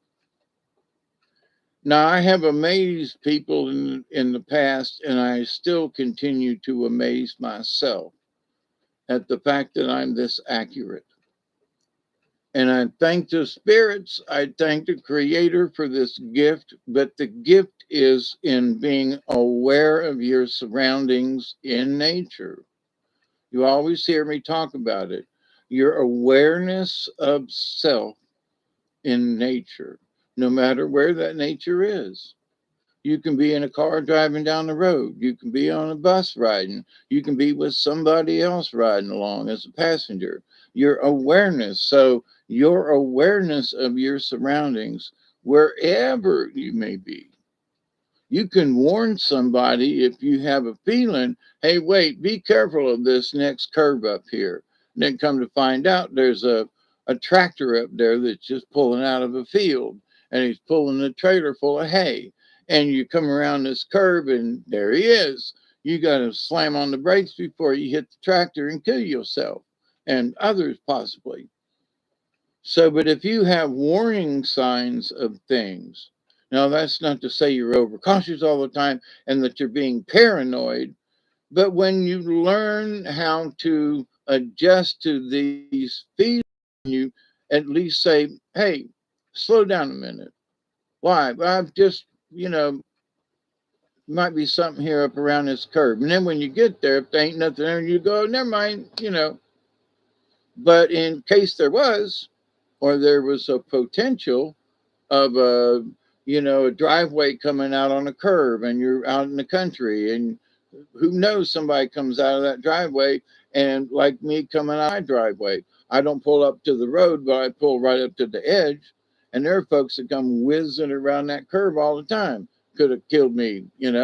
That's how my last dog got killed. Got hit by, and we were on the side of the road and come whizzing around the curve. So you don't know what's coming down the road, and you don't know, well, you take this for granted. Well, the road's clear, it looks like, yeah, but just hesitate for a minute, and then you get there and go, okay, it's cool. And then the times that when you hesitate and take your foot off the gas, and then you find out there really was something up there around that curve, and it's a good thing that you slowed down. So, with practice, you can sense these things, whether you're in lightness or darkness. So, my psychic energy saved us from hitting a bunch of logs coming home up the river. And you can do it too, you know. And that's something that people need to become more aware of in their surroundings, wherever their surroundings may be. So I'm always talking about yakety yak, be aware of your surroundings in nature. Well, everything around you is nature. And let it become natural. That was the message I got this last trip, was to trust the energy that you've already developed, Dave. Be Hawkeye. Quit being Dave for a while. You need to be Hawkeye. And Hawkeye's the paddler. Hawkeye is the adventure side of me. Hawkeye is the trap. Well, not a trapper, but tracker. Hawkeye is the oak doke. So got to step out of Dave and be more of Hawkeye and turn the damn light off. Bink, smooth sailing. You know, trust in yourself. Trust in the spirit. Trust in the creator. I trust the spirits around me. And if there's any around me, they can warn me, hey, Hawkeye, good to see you again. There's a log up there. Go, bear to the left. Sometimes you don't know where these messages might come from. And it might be from the elementals in these natural surroundings. But if you live in a town or a neighborhood, there are still things there, sometimes even more so.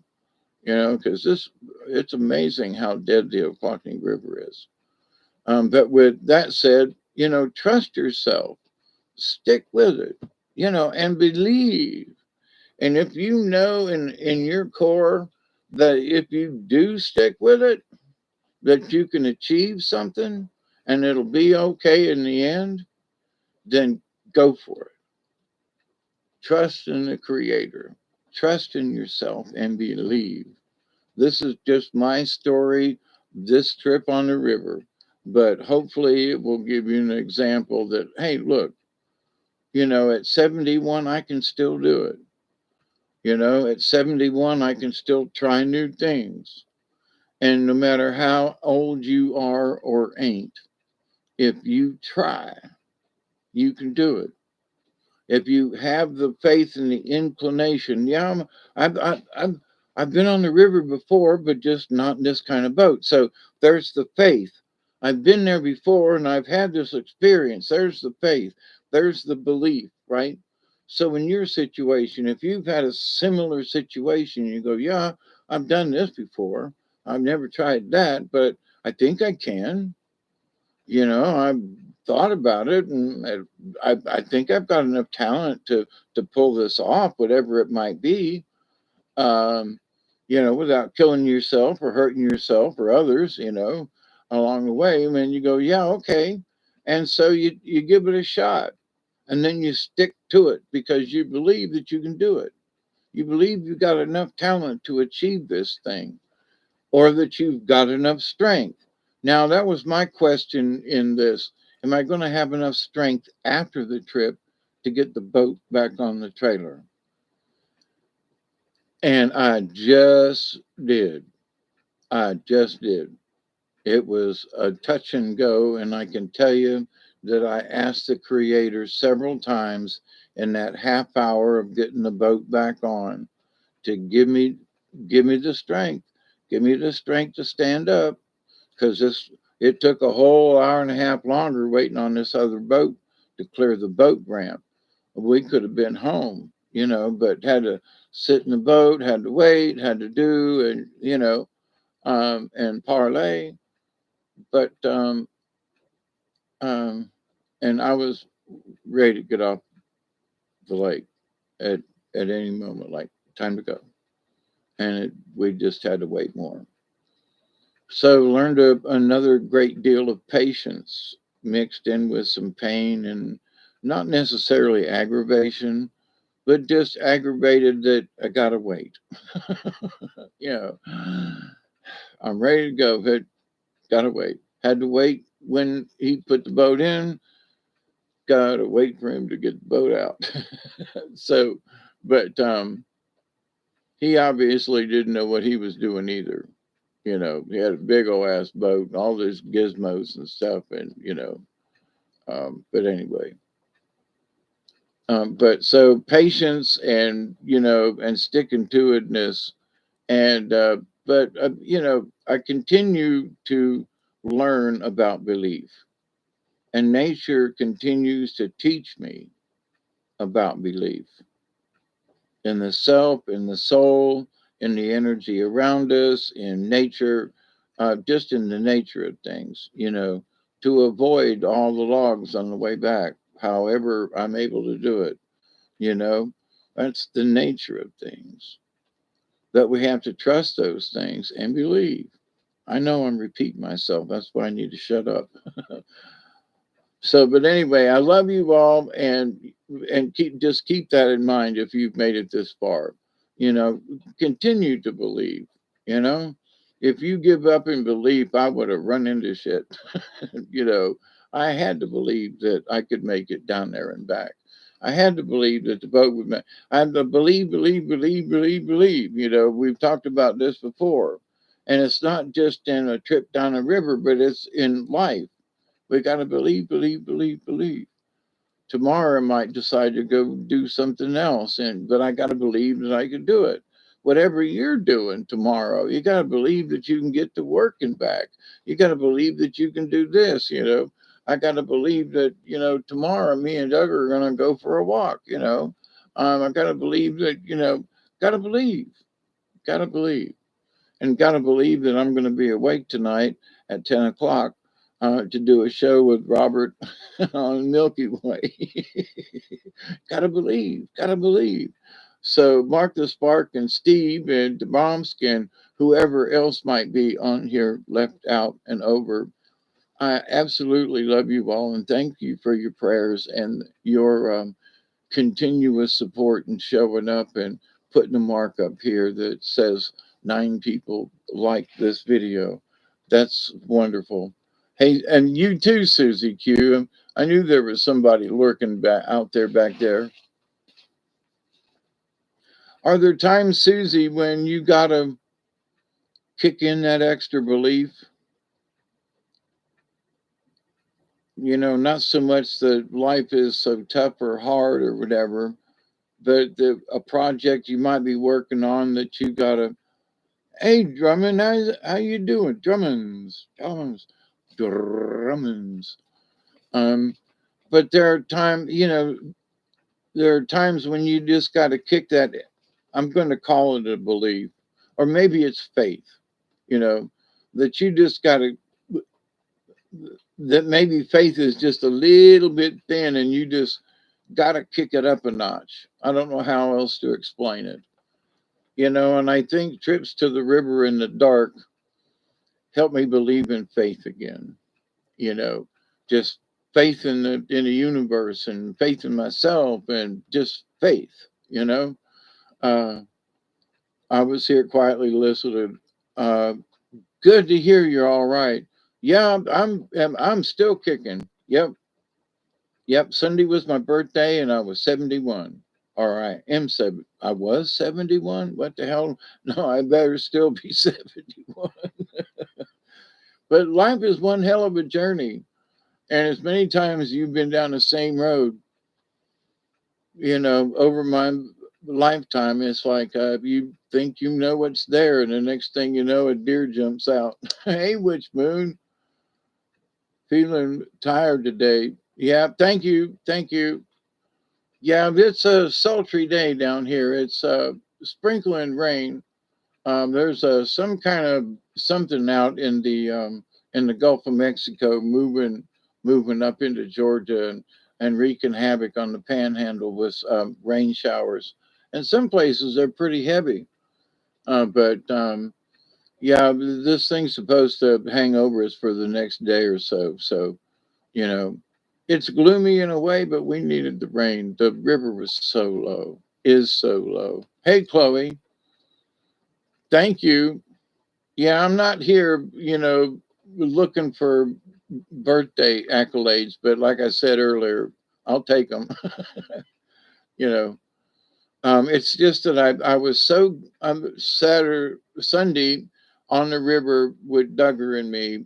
He turned and was looking at me, and he couldn't figure out how to get closer to me to sit because there's the way the boat is. He couldn't sit right at my feet. So he was looking at me, and I was talking to him, and I was like, "Well, buddy, we made it. I made it another year. Happy birthday to me! And ain't this a nice birthday present to be out here on the river, And he's looking around and looking around, and sitting in the boat and all. And then I went. My mind just didn't necessarily switch gears, but when I was videotaping that little bit, I hope it made it up there on the channel. I uploaded it from my phone. Um, Susie, yeah, it's good to see you all. Hey, Scotty boy, how are you? I thought about catfishing the other night when I was there waiting to get out up the dang boat ramp, but I didn't have anything with me that was catfishable. That I could sink to the bottom and let it sit. But I do want to go back out catfishing. Geraldine, is that right? Geraldine, how are you? And thank you for belated birthday. I do appreciate it. But I was just so proud to be on, for me, my personal, I want to be on the river on my birthday. Or like I said, either way, Saturday, Sunday, Monday, I would have accepted today to be on the river for my birthday. But it just turned out that I had made that personal goal and I stuck to it. And it was strange. It was weird, but I was so glad that I could be there. I was just so grateful to the universe. And then I started thinking about y'all. I just, I wish that I could do a live stream from down here, but I was fumbling in the dark and the boat was all new to me and it was just strange. And trying to do a camera was, I could not do it. I could just not do it. Handle it, fiddle with it, look at it, could not do it. And I had my other camera too. And on the way home, I was like, while sitting out there waiting to get up the boat ramp at 11 o'clock at night, um, never mind. Um, he and 5 friends had the roadblock. There were people driving in and out. It just offered this one guy with a boat, Anyway, a big humpty-doo, whoop-de-doo kind of whatever. But anyway, while I was sitting out there on the lake, I was like, why didn't I take some pictures with my Canon? Why didn't I see if there were any orbs out over the lake? Because that's where I've taken pictures of them before. And I was like, I got to turn around and go back. I was too damn tired. I was like, no, no, no, no, no, no. We need to go back. So now I need to go back to the river with the no fishing poles. Well, maybe one. But with the intent of taking pictures after dark. Now that I know how the boat's going to react and everything, now I need to go back down with the express purpose of taking pictures of orbs. And the beach was open. We could have gotten out, except there were a couple of people that came down there and making a bunch of noise and things. And the biggest thing was I was just damn tired by the time we got back. But the next time we go down, I'll go put the boat in at dark 30 kind of thing, and we'll be out on the lake, and then it'll be easier for me to take pictures of the orbs. So, but and full moon's coming up. If it isn't raining in the next few days, I could feel another trip coming on, because it ain't but 15 miles down the road, and now that I got everything set up, and I'm good to go. Let's go.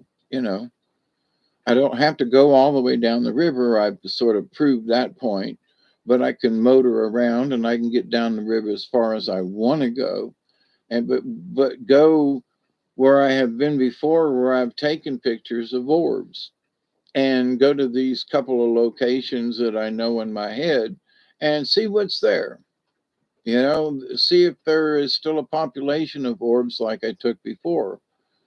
So this trip, camera and stuff, whew, wow, it was just not there. Next time, I'll be ready. I'll be ready. I'll be really ready. I'll be really ready, because hopefully I will have a guard to go around the phone so it don't slip out of my hands. It was just like this. I was like, holy crap in a bag, it was not pretty. Got to figure out a better way to do it without dropping it in the water, or in But anyway, so um,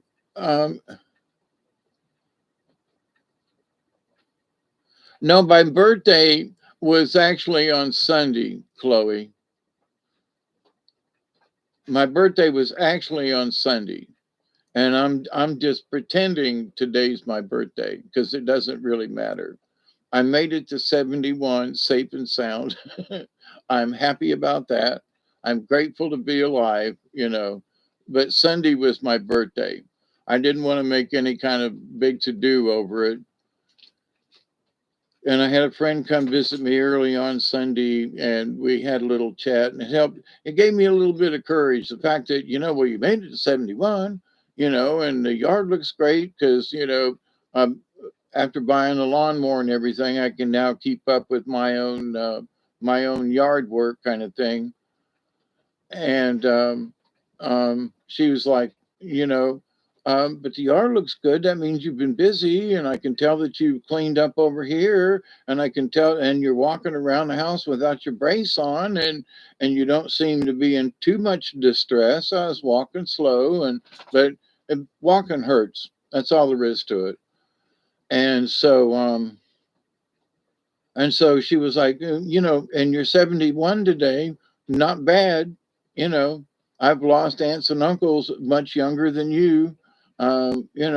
So keep it up, keep up the good work. And I was like, yeah, and I'm ready to go on the river, but nobody wants to go with me, and blah blah blah blah blah. And and then after she left, I was out working on the boat, and I was like, ain't nothing holding me back from taking this damn thing down to the river except me, you know. And so hooked it up to the truck and off I went. But uh, the trip had its issues, but that's part of the adventure. And hey, Deb, how are you? Deb's been on the section of river I'm talking about in the dark. I don't look a day over 70. Thank you. I really appreciate that. I mean that from the bottom of my heart.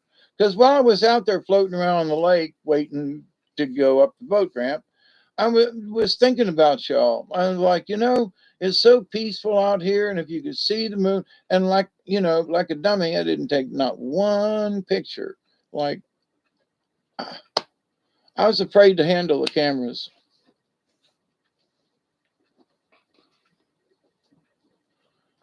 Out there on the lake and looking up at the half-ish full moon, a little more than half, but anyway, um, if the weather will cooperate, I want to go back down there and put in and take pictures. That's what I want to do. I want to go back down and take pictures. And the full moon's coming up. It'd be a really neat time to go out on the water and take pictures. With reflections and the beach being lit up, and as low as the water is, there's a lot of beach to be seen versus a little skinny part that's normally seen. Um, and the pictures I've taken in the past on that beach would be interesting to compare them. Um, now, and it would be interesting now that I have digital cameras, video. I had digital video before, but a lower quality. Now that there's higher digital quality, and I know a little bit more about exposure and so forth, um, it'd be interesting to see if I can catch any orbs on video versus just um, in a snapshot. And the cameras now have the ability to take a snapshot while you're videotaping. So if I was just taking still pictures with the camera and the shutter speed and so forth, it draws out more or less if there are any orbs there. But I've not tried it with a video camera and full run video. Sometimes they show up like, there's been orbs that fly around me here at the house. Uh, I did a video recently looking for orbs. There was this white thing that came up and just went right down in front of the screen. It'll be 2 weeks ago tonight because it was uh, right after Milky Way, and Robert and I got done with the show, and we were saying adios after the show, and signing off between us, and this white thing just went right down between me and the screen. It was weird. Robert saw it, and that's why I did that video right afterwards. Come back, I want to see it again. But it didn't show up. But it was a big white thing. It was obviously it was there because Robert said, "What was that just went in front of your face?" And I was like, "I don't know," but it was there. So, but I had to test the boat out. I had to test me out. I had to test my strength. I know there are going to be times when my heart might not feel like it and my blood pressure is too low and I don't need to be wandering around either in a vehicle of any type, let alone walk around in the yard sometimes. My blood pressure has gotten really low, like right on the edge of being dead. I'd be sitting here laughing and giggling, I called the nurses and they're like, you should go to the hospital. I'm like, yeah, what the hell. It cost me $280 for that trip in the ambulance from the hospital to Thomasville and back. No, I'm sorry. I don't have $280 to spend on a taxi ride. Sorry. I'd rather give that to my friends. I'll call them and wake them up. Can you come take me to the hospital if they're available? But now I got to teach Duggar how to drive my truck. Be careful, you can get in trouble exposing yourself. Ooh, that, and especially overexposing, that's like a double take. Pull that jacket open twice, and have a big old magnifying glass so people can actually see what you're trying to. Never mind.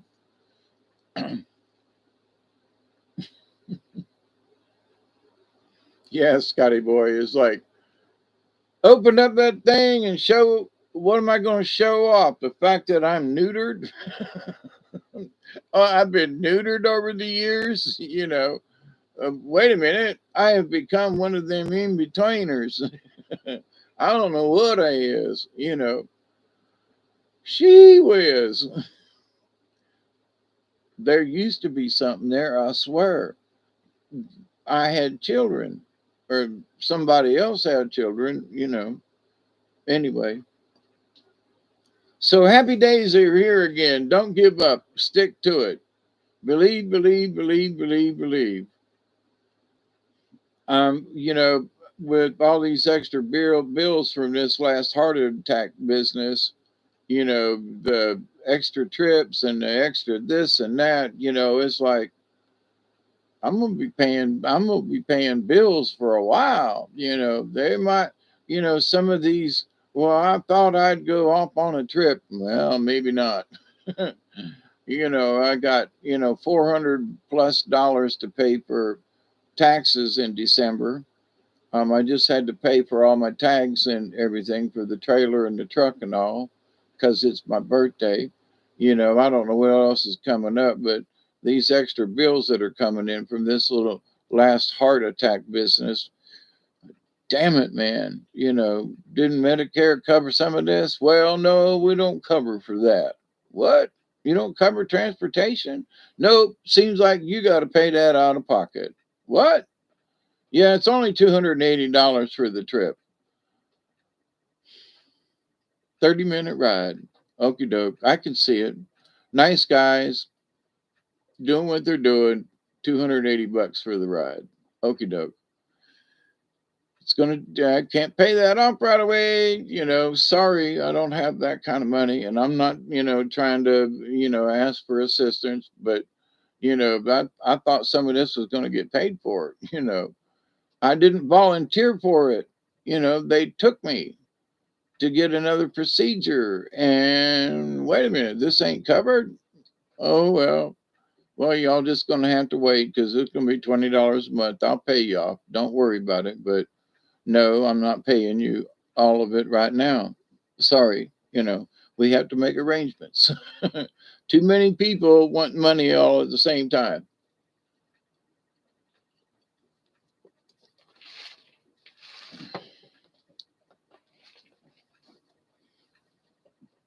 But that's okay. That is such as life.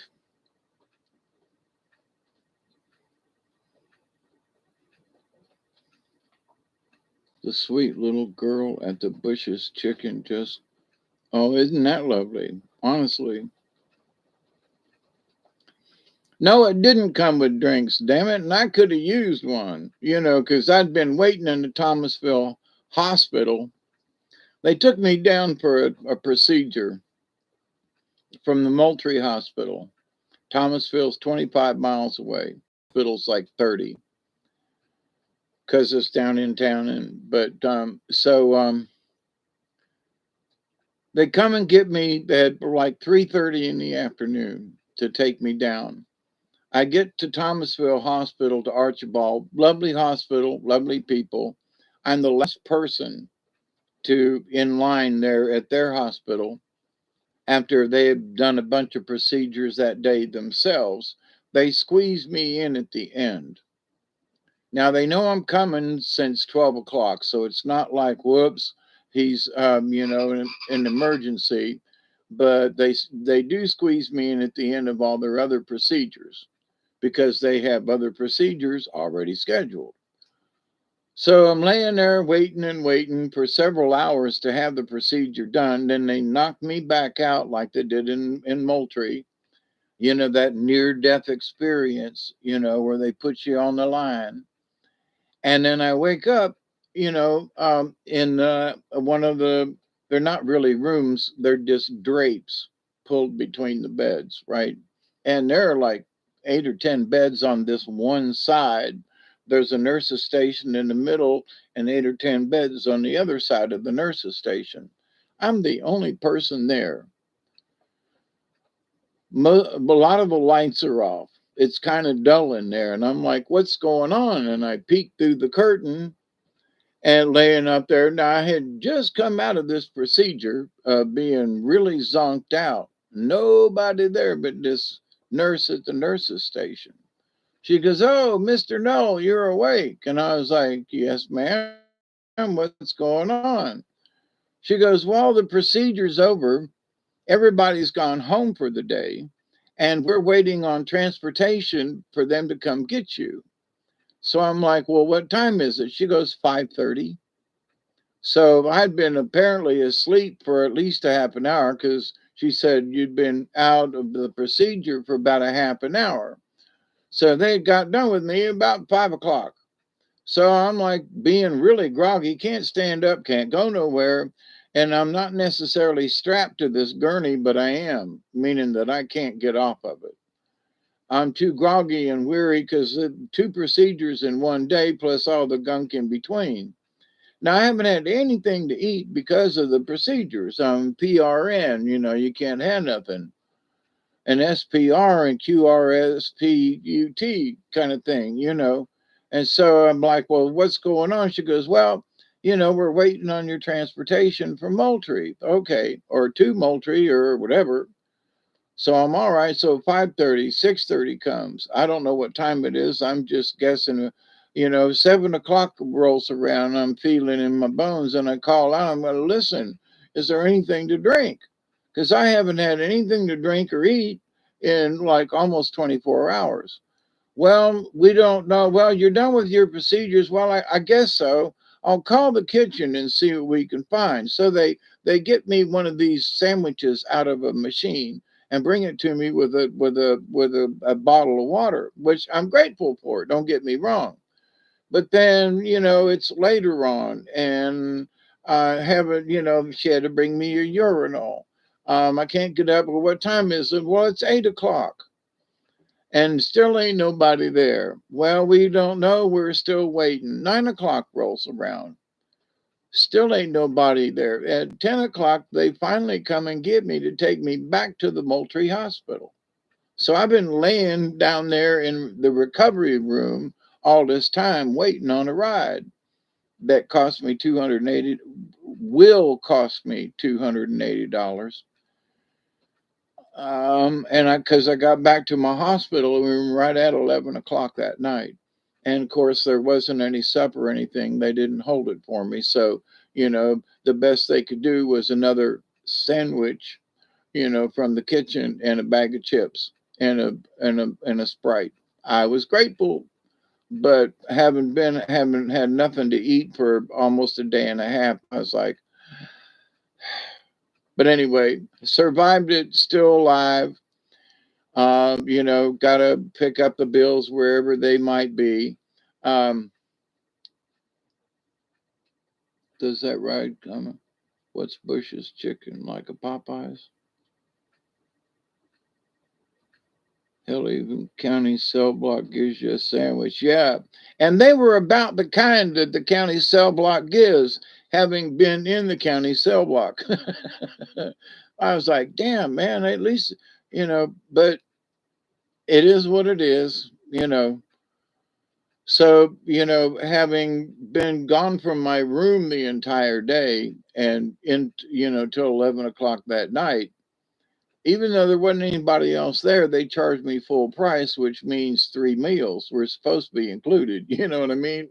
They should have brought me them meals on their knees. At least one meal. They should have saved me one meal, but they didn't. So that's how it goes. But they charged me for them. Hi, Project. How you doing? Everybody doing all right? Trying to pass the love around. Yeah, what I was trying to get at earlier, and I keep swimming around it, is, sitting out there in the middle of the lake the other night, I was just going down the list and sending prayers out to y'all and just wishing y'all could experience the calmness other than the cussing that came from the guy trying to get his boat up the boat ramp. It kind of echoed across the lake. God damn son of a bitch, bang, bang, bang. And it's like Duggar would perk his head up like, what's going on? I'm like, dude, we're in the middle of a lake here. I don't know what this guy's up to. Bang, bang, bang, son of a bitch. Just giving her hell. But but sitting out there just, and I'm really right now I'm like, I didn't take the first fucking picture. What? God almighty. I didn't take a first fucking picture. And I could have because we were floating around. I was hoping that at any minute I was really afraid of dropping it, honest to goodness. And I got a nice sized Canon too, and I was just afraid of just messing it up. Next time I won't be so afraid. But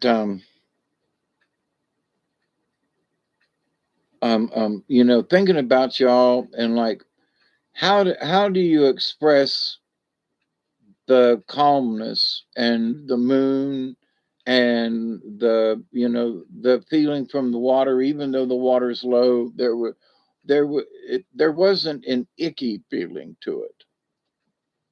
The water's been low before, especially in the middle of summertime, and where the sun heats the water up real warm during the day, and there's algae and things in the water, and there's actually an icky smell that comes to certain areas of the swamp, and it'll carry over into the night. There's this sort of a musty smell, like mushroomy in a way, but it's algae that has cooked all day long and comes up at night, and but anyway, so it's odoriferous.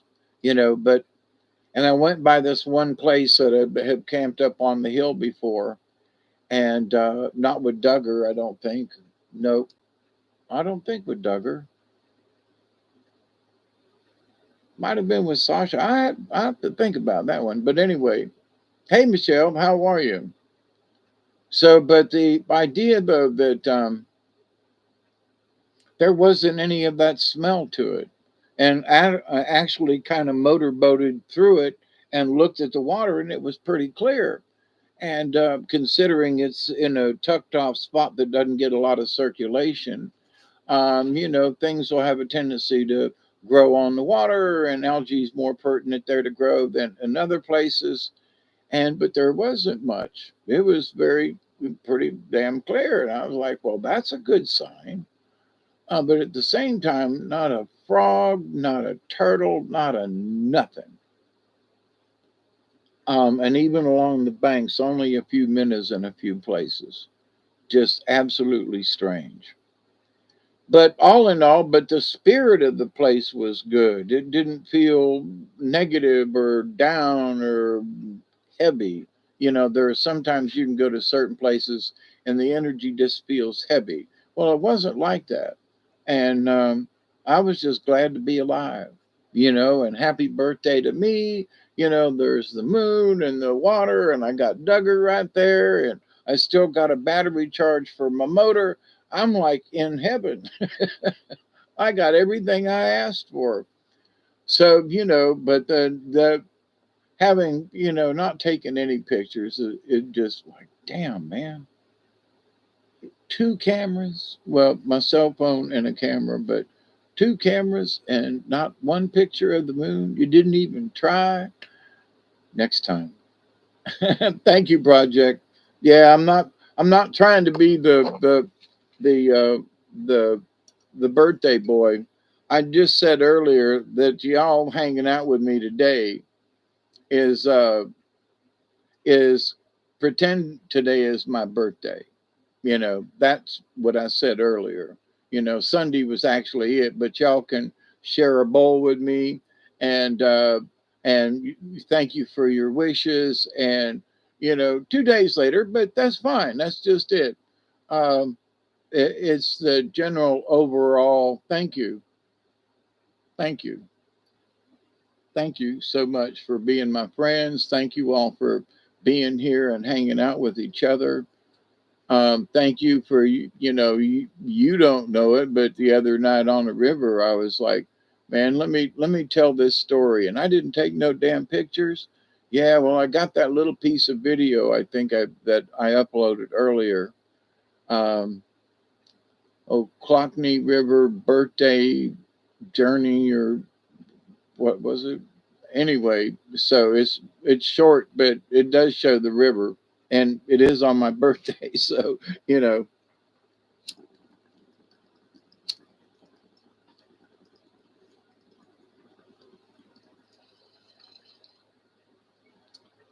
Okay, Lucy, sidebar. Lucy, I think we have a problem. Yes, it posted about an hour ago. Oh, good, Scotty boy. Did you smoke a peace pipe? Yes, several times while going down there and back. The interesting thing that there were so many stumps because of the below water that, especially, I don't know, it was just as bad going down, where it was twilight and the sun was going down the river and you could see, and they're just stumps in the middle of the damn river that normally they're more to the side, but the water is so low, and some of these stumps are ancient. I mean, they ain't seen daylight, in years, I would say. Stumps sticking up and pieces and stuff. Oh my goodness. And there's one log that's all the way across in a bunch of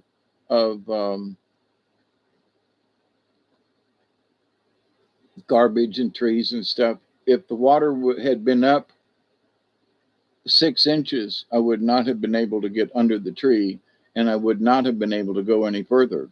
There's a jam all the way across the river that, unless you got out and beat through the twigs and the limbs and everything, which I have done before, um, but you wasn't going to get down any further. So the fact that we was able to get all the way down where we went without having to chop our way through. Of course, if we couldn't have got through, I'd have turned around. I'd have been a little disappointed, but I'd have turned around, because it's very seldom that a log jam in that section of the river crosses the entire river. So whatever has fallen and went in and so forth, um, it sure enough log jammed right there. And I mean, it's a big. I think in the video you can see the size of the tree and the stuff across the way. I think I showed the whole log jam going into it. But relatively speaking, having been on the river on and off all these years, with floods and storms and things, there are a lot more twigs and tree limbs and floaters in the water. And when we got down to the beach area, which is a good ways, like I said, about 3 miles down the river by the crow flies, um, is this beachy area. Well, there were used to be when the river comes up high, it banks goes over the banks of here, and which washes and drops off a lot of the sand on this side. Well, the river hangs a hard left, but when the water comes up, it goes straight over this bank. And there are, with the trees that are there have been log jams that are, as high as my head all the way across this area. Well, when Duggar and I got out the other night there at that spot and walked around, I was looking around, I was like, where are all the logs?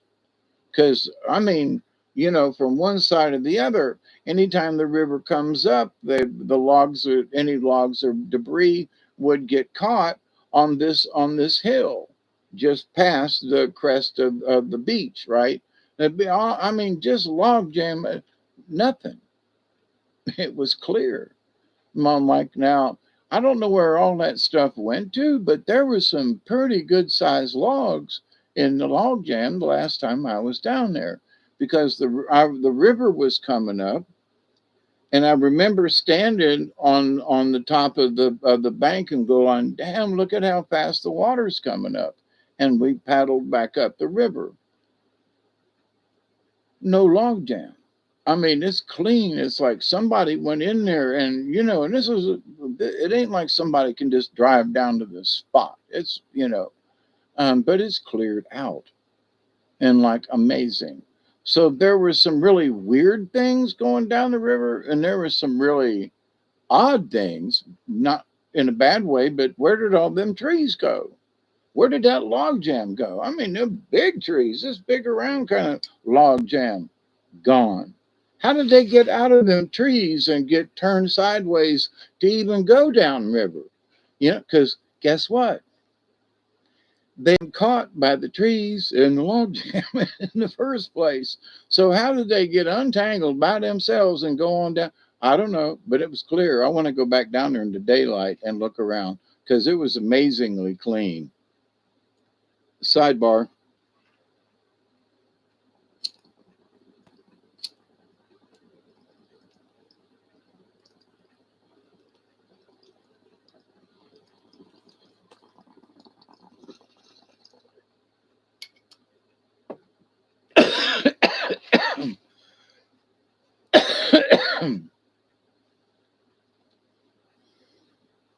Yum, yum. I found this little piece of bud in a jar that I had stashed away some time ago. And I found the jar and looked inside and went, oh, looky here, a bud that I put down here in this jar some time ago. And so that's what there's a piece of stick left here with a little touch on it. And I've been using my water bong thing to smoke it with because it's more like a one hitter. And but anyway, I found it on my birthday, so I'm sharing it with you all today. I smoked some of it on my birthday too. It was a nice sized bud. But oh happy days that I just coincidentally, and I wasn't even looking. I was trying to get rid of some old medicine bottles and stuff that I had, and I shook this one and I felt this thud thud, and I looked inside and went, "Woo! Look at that, a Christmas present on my birthday." So I hid it for myself. That was a nice present, right? But anyway, so that's what I'm doing up this afternoon. It's raining on and off here, which we need. It hasn't rained hard enough or long enough, but I'll take it. Take what we can get. But all in all, the weather's been pleasant down here. I hope it's been halfway decent where you live. Um, that's this time of year is the time us Southerners live for. you know, Fall and spring. Winter's okay too sometimes, but fall and spring, absolutely. You know, but anyway, I won't keep y'all. Um, you lit up like a Christmas tree. I did, and still am. That's what I'm sharing with you off screen. I will smoke my pipe, this one, because I could be smoking tobacco, but when I smoke my water pipe,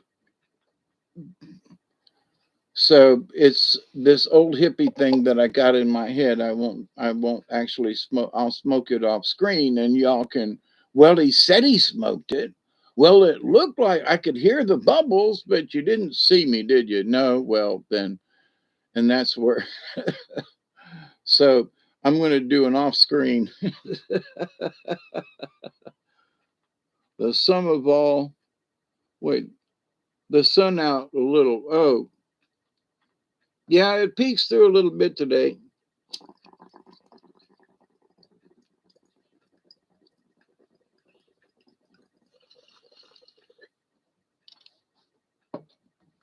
The humidity's way up because it's misty, raining, and drizzling outside.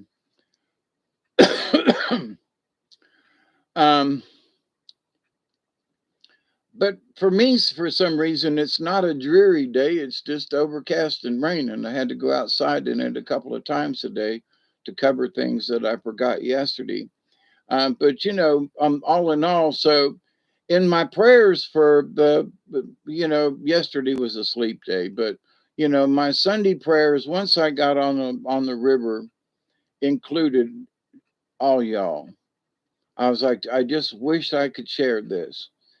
And then I got bumbly with my cell phone and only took that little bit of video.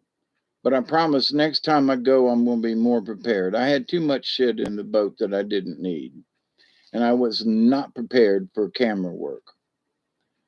But next time, I promise, and I honestly want to try to do a live stream. I'm close enough to Thomasville that there ought to be a tower to do a live stream from the river, which would just, I think, would be cool. But to be back down there to take some pictures and maybe live videos of orbs.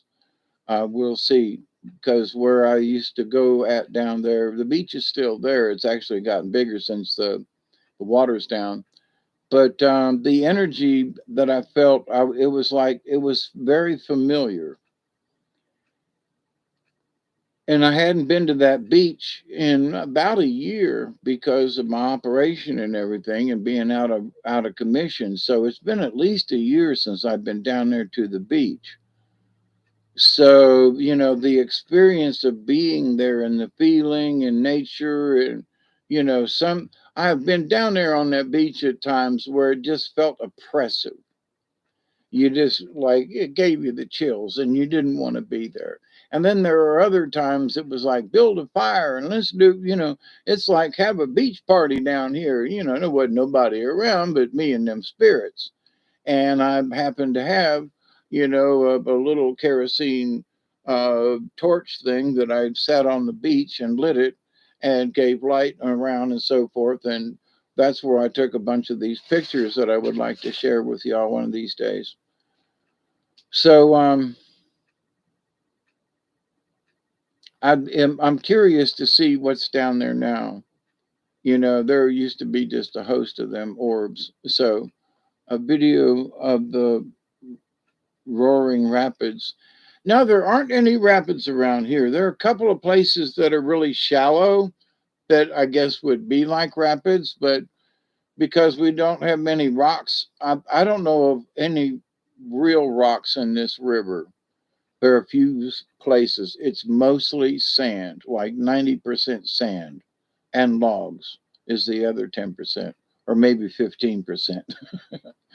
Now, there are rapids with logs in them, that you put an eye out if you're not careful. But no, there's not any real running water, really fast water.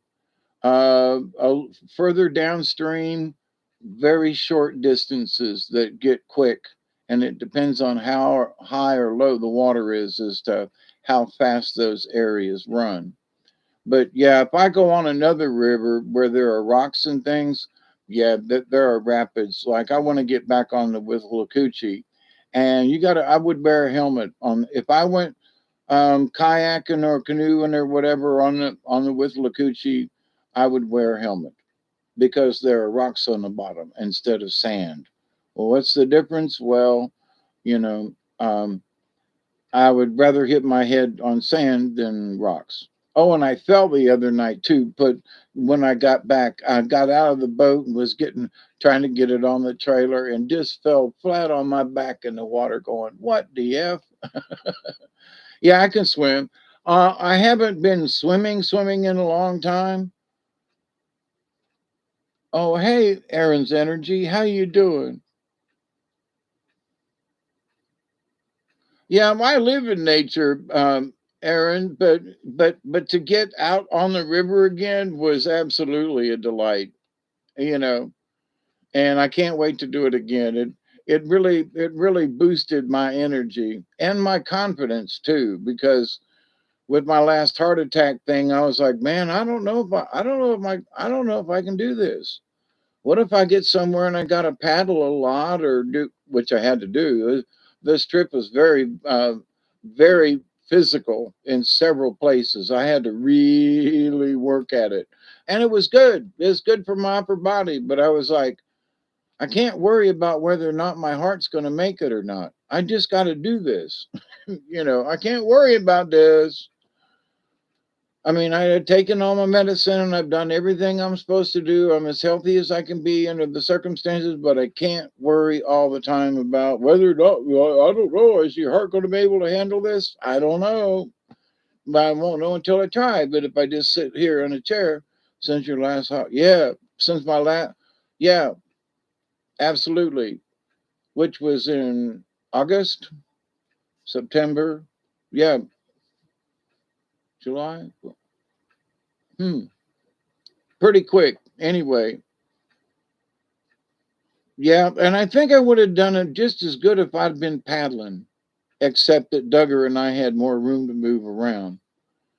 Um, I I I moved around a lot on in the boat, swiveling from left to right, keeping tack with the trolling motor, to where I feel like I have expended about as much energy as if I had just paddled. I mean, literally, if I just paddled, I probably would have done better. Um, but got to try out this new boat, which I did, and it worked. You know, I do. I'm going to put it back in, especially since I bought it and all the tags are paid for and everything. Yeah, you can bet. Um, but like I was saying, I want to go down and take pictures and do some video and not worry about how far down I go. If I only go a mile and have to turn around and come back, that's fine. Instead of, oh, I'm going to take a 3 mile trip and it'd be more difficult to get back or whatever, plan it better. And especially, being old and with the heart thing, plan the trips better. Where this one was just, I said I was going to go on my birthday. The boat's as ready as it's going to be. It's hooked up to the back of the truck, and I went. Just as simple as that. It was made the decision on the spot. I was going like, no, I'll wait till Monday. No, you ain't. And Duggar was ready too. He was sitting in the truck, come on, pops, let's go. So, but anyway, so it's delightful to see you all, and it's my the your belated birthday. Today is my fake birthday from Sunday. It's just but thank you for all your good wishes. Honestly, uh, uh, I wasn't fishing for them, you know, but I accept them graciously. Uh, yeah, be safe, Aaron. It's good to see you. And, as always, much love sent out to all y'all. And thank you. That's always a plus of the boat. You have no idea. I've been in some boats that didn't float, or sank along the way, uh, or got very waterlogged. I was in a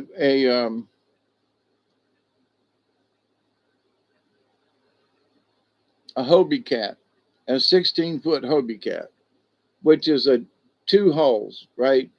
And they're held together by a frame with a tarp kind of and a web construction over it, right? And you sit on it. And you've probably seen them in the movies or whatever, where you can see this boat that's tilted up on its side, and they're running on one pontoon. Well, that's what we had, and was out between Alligator Point and the shore down in Florida. About the first place you can actually get to the water, really. And Alligator Point used to have a little bit of beach there. I think one of the hurricanes tore it down, the beach, that is. Like it tore down some of the houses, but most of the houses on Alligator Point are, 6, 8 feet off the ground. They're all on posts. They're prepared. When a hurricane comes, they bring everything up and put it on the deck upstairs. But anyway, we were on the bay side, and the friends of mine had a sailboat that was docked there all the time at their house. And you want to go out? Yeah, sure, go ahead. So we went out. Well, we didn't know that there was like a crack in the one hull. And so as we're out there sailing, and the water, the tide went out also. Um, it got very shallow really quick, and we didn't know that the one hull was taking on water.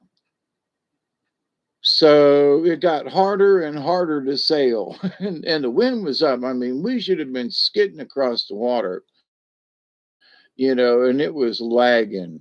It was just really lagging, and we didn't know until we got back. Of course, we tipped the end of Alligator Point to turn around and come back, and hit that onshore breeze that literally tipped us over. So we got out and did the thing and got the boat righted back up. Everything's hunky dory. We have capsized these boats before, and you tip them back up and you keep sailing. Well, it was harder to turn right side up.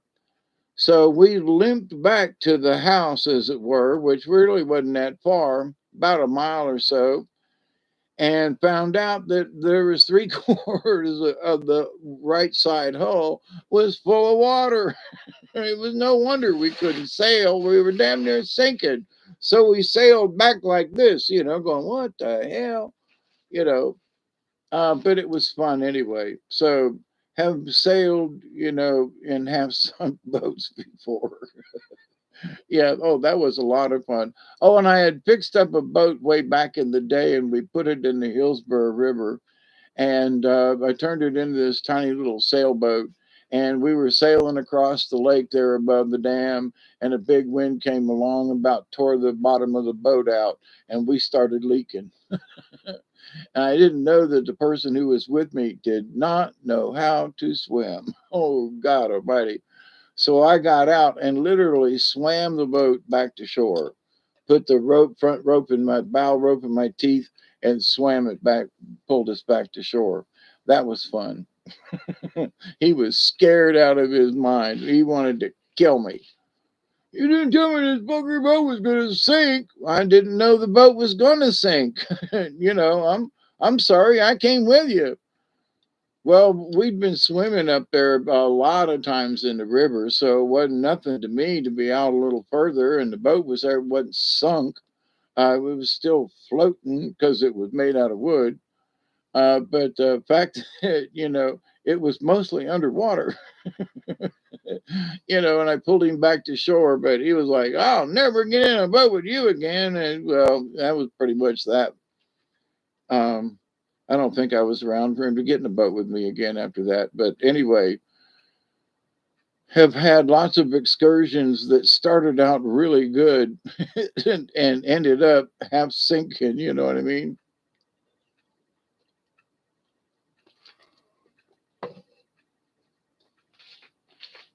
Was with a friend, and it was their boat, and he was out trying it out for the first or second time, and had just bought it, and it was like a 35-foot boat, you know and we was going off off of Honeymoon Island, and I can't, what's the damn name of that town?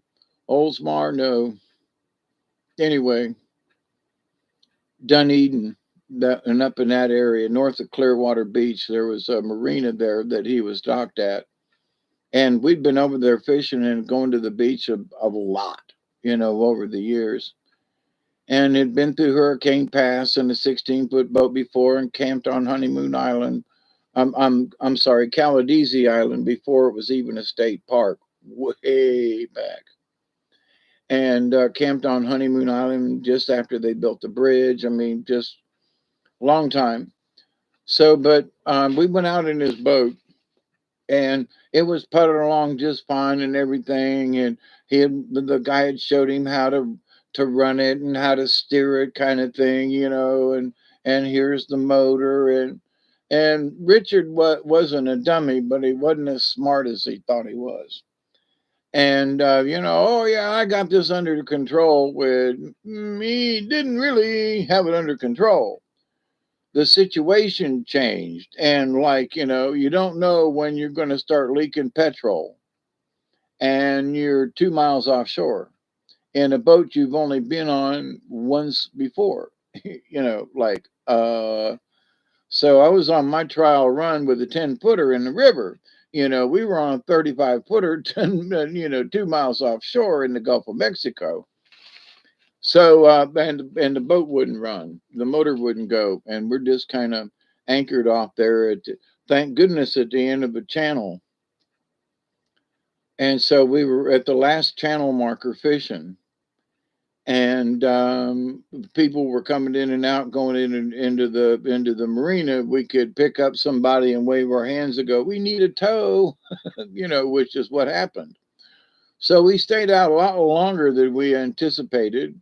Found out that the radio didn't really work all that well, but there was kindness in people, and you could wave them down even at even 2 miles offshore. I say 2 miles. Um, I know that we were they had channel markers going way out, and had been fishing right at the end of one of those channel markers. So, and it was hard to see the shore. So, we was out of ways. But anyway, it'd have been difficult to swim, but somebody towed us in. That was very gracious. And, but, it was already dark by the time we got back to the dock and everything. So, have been out in boats that didn't make it back on their own. We were up the river one time. Now, we would have made it back home, but we went up the river and ran out of gas. And we were floating back down the Flint River. And we were floating, but not real fast. And we was not prepared for paddling. And it was in a different kind of boat than a canoe. It was in a John boat. And so was doing some paddling, but at the same time, it got dark really quick and got cold. And it was in the spring, which was interesting that it got so cold.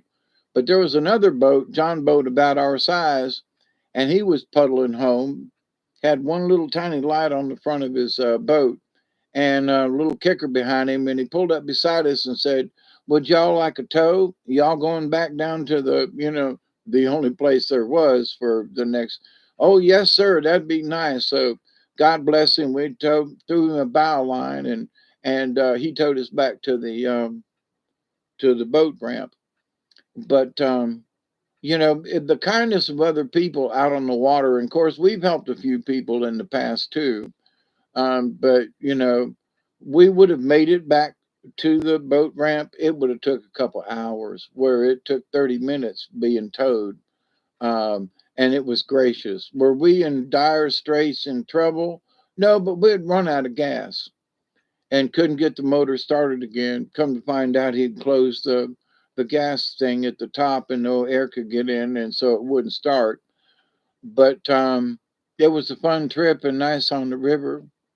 But it could have been a lot different had he just not puttered by all of a sudden and offered us a tow. So always thankful when on the river. But on the Ochlockonee down there ain't nobody coming by. Um, it's a totally different story. But having been down there again, and having been with the energy of the swamp and the energy of the river, even though it's low, the energy of the water and what little bit of wildlife there is.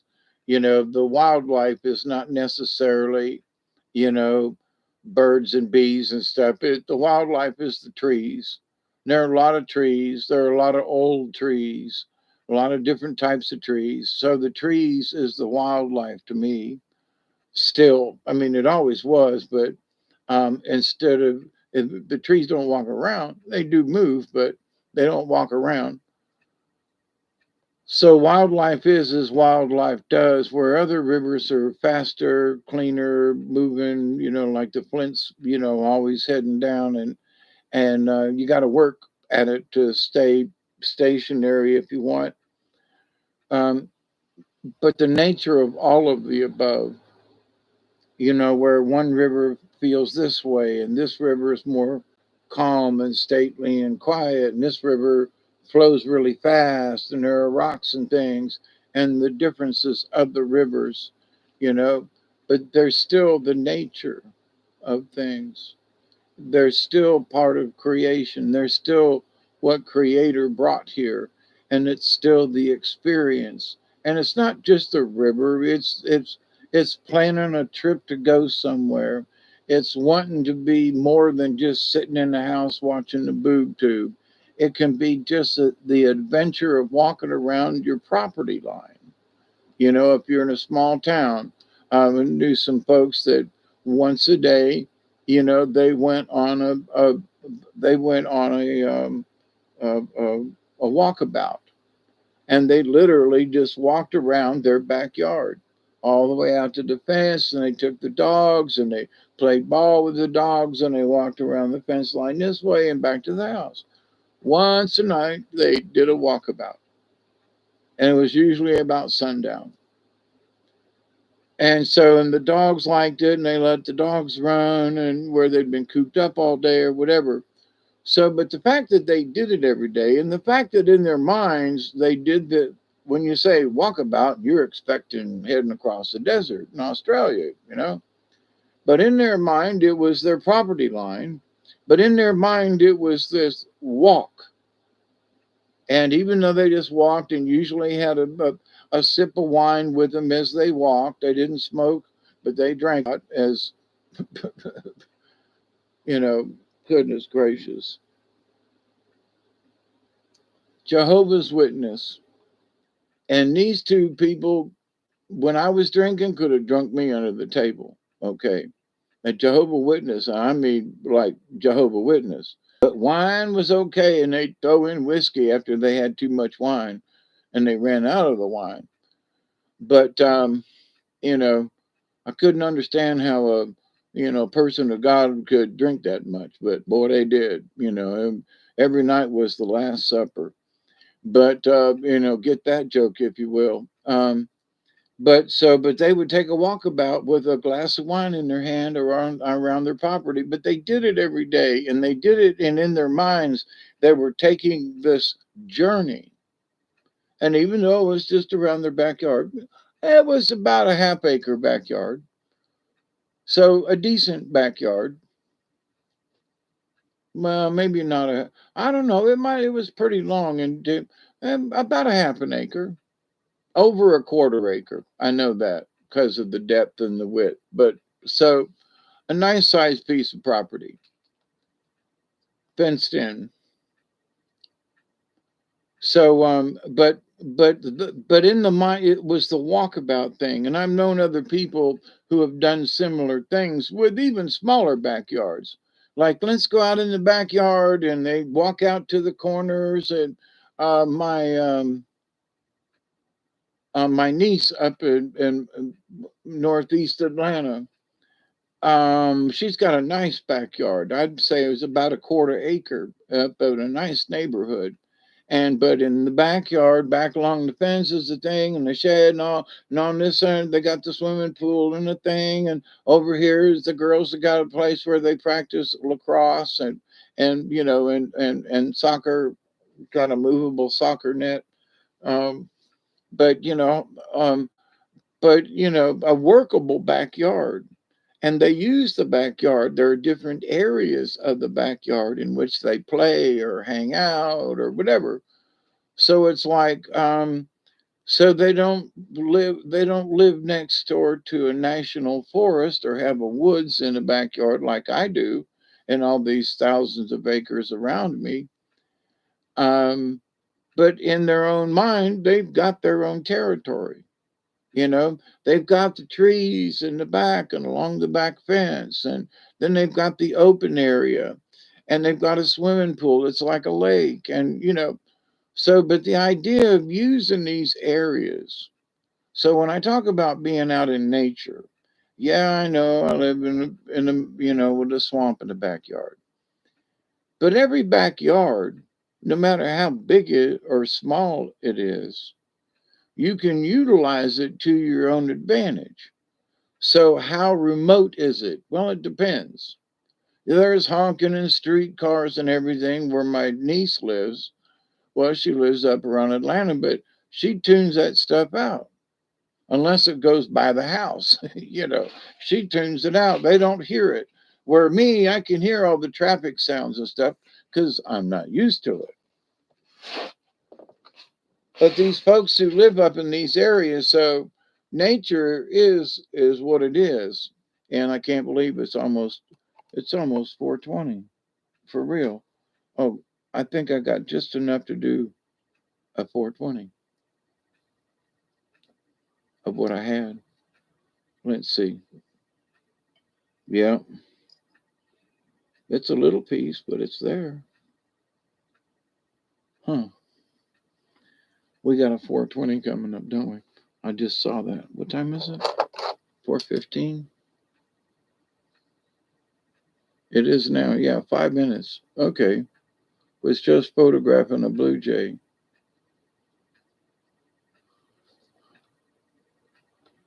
I can totally amuse myself. Scotty boy, me too. You're too far away for us to get together.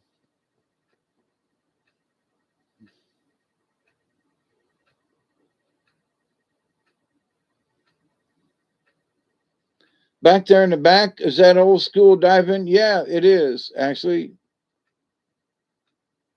that back here I'm pointing at, that my hats are sitting on top of, there's a real World War II helmet that's there, and then I got my other two straw hats. But yeah, my in my house, it's almost like a museum. My nephew says, Uncle Dave, he said, you got stuff all over your place. And I got stuff in the windows and things that I've picked up over the years. But yeah, it's solid copper, and the face plates there. There's three. Actually, there's four. There's one on the top right up here. There's one on the top right up here. I'd get it out, but the damn thing's heavier than squat. But one of these days, you heard a frog? Yeah, that's my cell phone.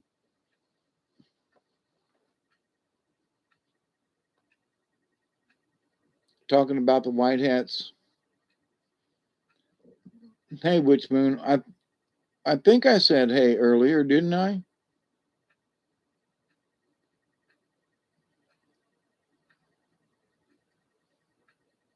Yeah, you was on my list of folks I was thinking about while in the middle of the river the other night too, Witch Moon. I was thinking about all of y'all. I mean, I was just going down the list. Scotty Boy, Witch Moon. Well, let's see. Did I forget? Oh, there's Chloe and that. And it was sort of like a romper room thing, if you remember back in the day when they'd go and I see do do do and I see such and such out there and there's Johnny and you know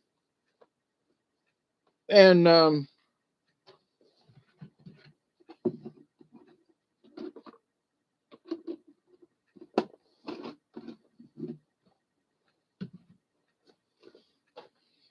I come on here and I yak with y'all and try to express the feelings or feeling that I have gotten or experienced or something.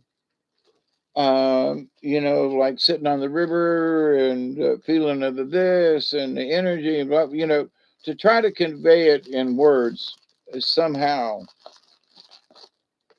as much as a 101 as I can be with y'all in the chat room, and and conversing back and forth, as it were. Um,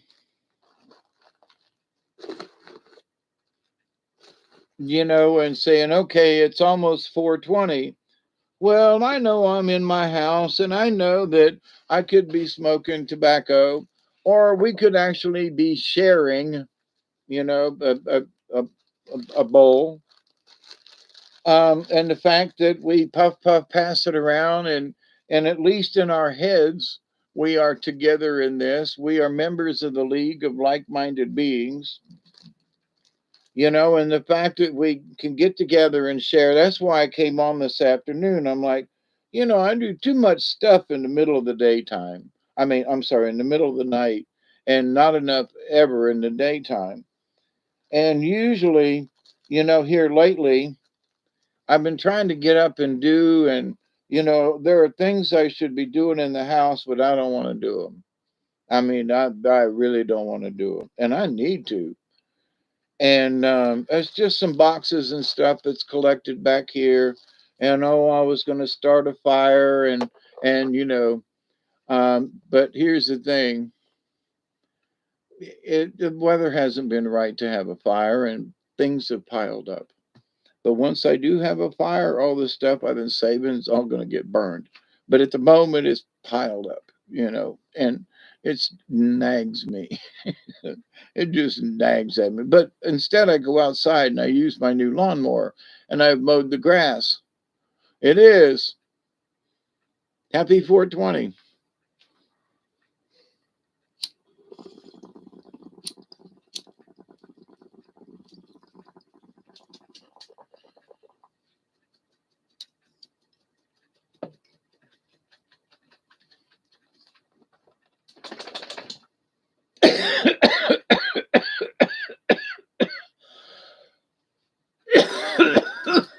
Much love, all y'all. Jehovah Jesus, how you doing? Ooh, it's about that time, huh?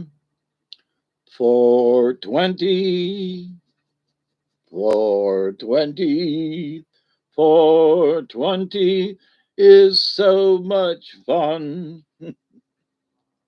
I have a bowl and a light. All I need for some delight is 420, so much fun. 420.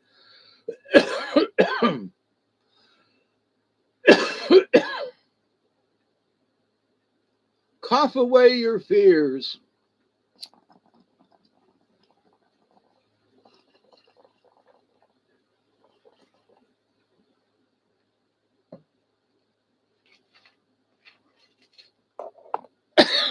So it's like the birthday thing.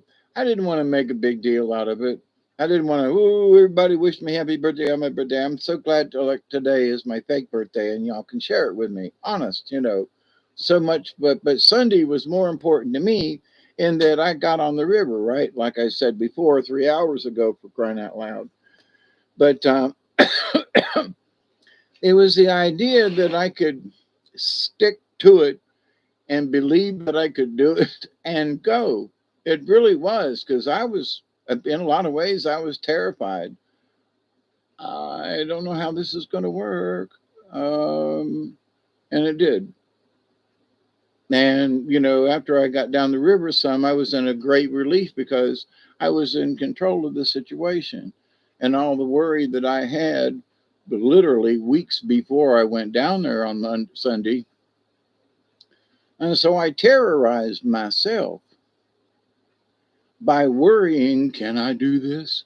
I don't know. Well, I've done, I've paddled those miles before with gear and with a dog in my lap, several times, and not just once, but a couple of times.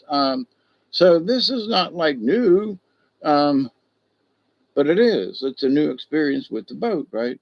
So apprehension. But after the heart attack thing just a couple of months ago, whatever, do I have the strength to do it? Is my heart up to it? Can I really do this? Can't be scared. Cannot be scared. Cannot, I had over worried myself. Could something have happened while we were down there?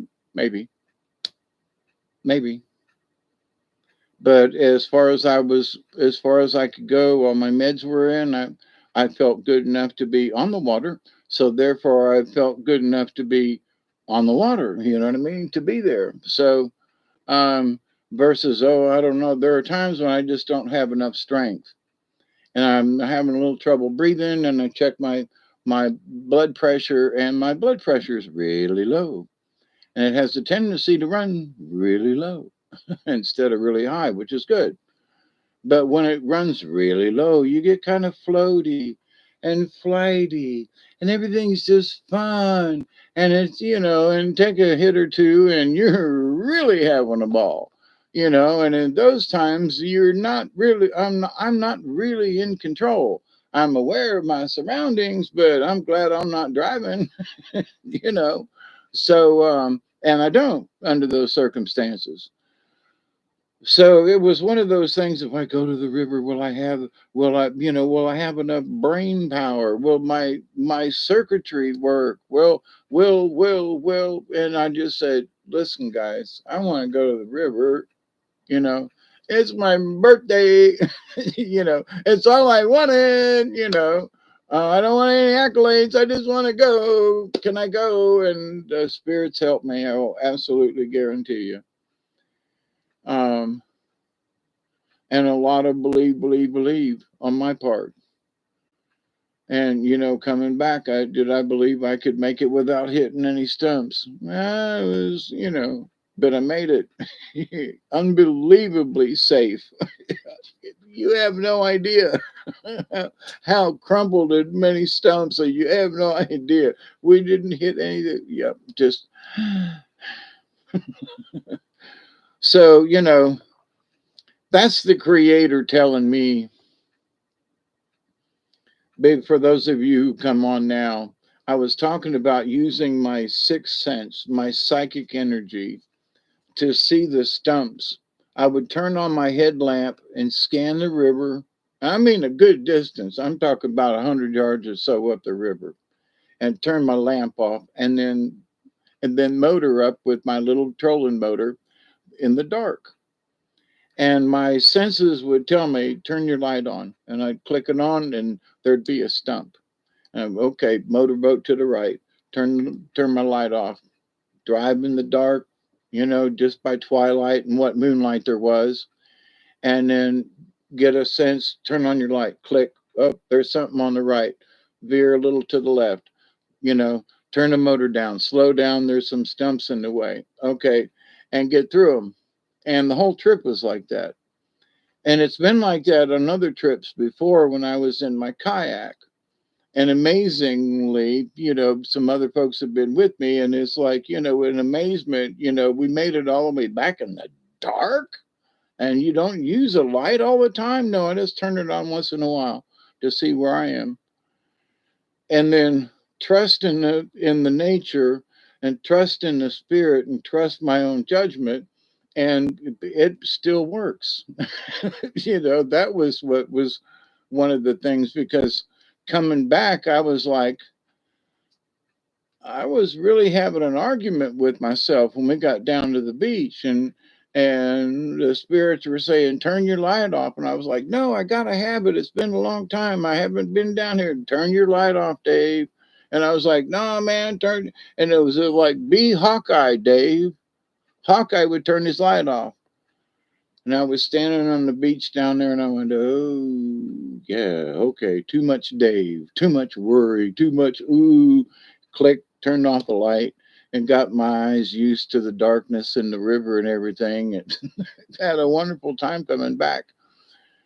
So sometimes, we can become other people, like I was too much Dave standing on the beach down there with too much worry and, oh, I don't know. And like, yeah, you dummy. You are Hawkeye. Uh, oh, turn the light off and trust in the Lord. Trust in the Spirit, trust in yourself. Believe, believe, believe. I can't stress that enough ever. But it ain't just, you being in the woods or whatever. It's just things in life, And 3 hours ago, I started this conversation, you know, and trying to talk about, the river of life. Sometimes the flow's a little high and you miss all the stumps.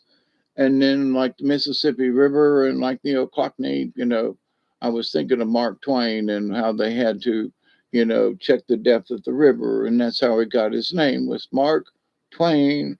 That was how deep the river was, to make sure they didn't run aground. And so when the Ochlockonee was sort of like that, I was using one of my walking sticks to check for the depth, So I was like, Mark Twain, and my stick could go all the way down. I go, oh, well, that's about 4.5, 5 feet deep right there. Whoa, that goes down. That's over my head. Okay. Pull it up, and then you go a little ways, and the next thing you know, it only goes down this far, and you go clunk, there's a stump there. And so I've got one of my walking sticks on either side of the boat, and I use them to pole myself through those narrows and through those shallow spots. So I got a lot of exercise, y'all. I got a bunch of exercise, and it did me good. You know, my back is sore as hell. It's hard for me to stand up straight, but all in all, it was a really good therapy. I don't need to go to the gym. I just you know. And I think that was one of the things that my body and my spirit was pushing also, was that I needed this trip, not just to get out, which was good, not just to get back on the water, which was good, but not just to try out my new trolling motor, which was good, but it was also in that there were situations where I had to actually exercise. I had to literally paddle. I had to push. I had to, it was very physical, which I've done in the past. It doesn't bother me, but it's the fact that I had to do it, you know. And I got down there and was like, well, do I turn around here and go back, or do I get really physical and go through this narrow? I got really physical and went through the narrow, and we went through several narrows and then had to come back through them. But in knowing that I went through them the first time, and knowing I had to come back through them, that was the thing. How many narrows can I get through, and also be able to have enough strength to get back? And the one that was underneath the big tree that I videotaped coming back, that one was one hairy some bitch getting back up underneath that tree, going back home. It just got tangled up in the logs and roots and stuff that was underneath that tree. Mostly tree limbs and things that had got lodged, but man, it got the boat stuck. But so still though, in understanding all of this, making the trip and getting down there and back and succeeding. So our lots in life are such that we run into things. And sometimes the river runs a little low, and there are stumps that didn't used to be there. And those stumps in life can be anything. I know in my 71 years of looking back, I just, wow, I remember that time when such and such. Yeah, there was a time when I had like two flat tires and like within a week. And it wasn't anything I did wrong. The tire blew and run over a bolt, something. It was just weird. And it was at a time when I didn't have any money. So I had to have tires, and I had to go do this, and I had to do that. And it was, for about a month there, it was just, oh my God. We were begging for food, and I had two kids that was staying here at the house, and we had just moved onto the property. A little trailer in this little spot here, and you know, barely no running water. And I mean, it was horrible. And as far as did we have it easy? No, but we were running out of food, and we were doing this. We only had one ride and two flat tires, and no spare, and just, oh my God. living down here at this end of the county, didn't know nobody and had to get to work. We were in despair, you know what I mean? And there were a couple of times like that over the years where things just didn't work out, and had lost my job and this other thing, and then all of a sudden you're in the middle of a divorce, and then you got a this, and and oh my God, and it bald tires, and cars breaking down and just stuff. I went through about here recently with the truck, with different things breaking down on her. And I eventually, bought all the parts that I needed, and knock on wood, she's been running great, especially after making that deal with getting my gas pump put on. So, but the life is a bunch of ups and downs, and so it's just a good thing that in this last year or so, I haven't had to try to keep a job as well, and try to feed children as well, and try to keep some. It's been hard enough just to keep me and Duggar up. But I'm grateful. I'm so very grateful to still be here, and that you all are still hanging out and talking with each other, and that we're still a family. And I'm going to get off here because I got to do a live stream here in a little while with another day older and deeper in debt. Yeah, St. Peter, don't you call me, 'cause I can't go. I owe my soul to the company store. Yeah, 16 tons, and what do you get? Another day older and deeper in debt. St. Peter, don't you call me, 'cause I can't go. I owe my soul to the country store. Yep, yep. If you see me coming, better step aside. A lot of men didn't, a lot of men died. A one fist of iron and the other of steel. If the right one don't get you, then the left of one will. You loaded 16 tons. And what do you get? Another day older and the deeper in debt. St. Peter, don't you call me, 'cause I can't go. I hold my soul to the company store. Okay, enough of that.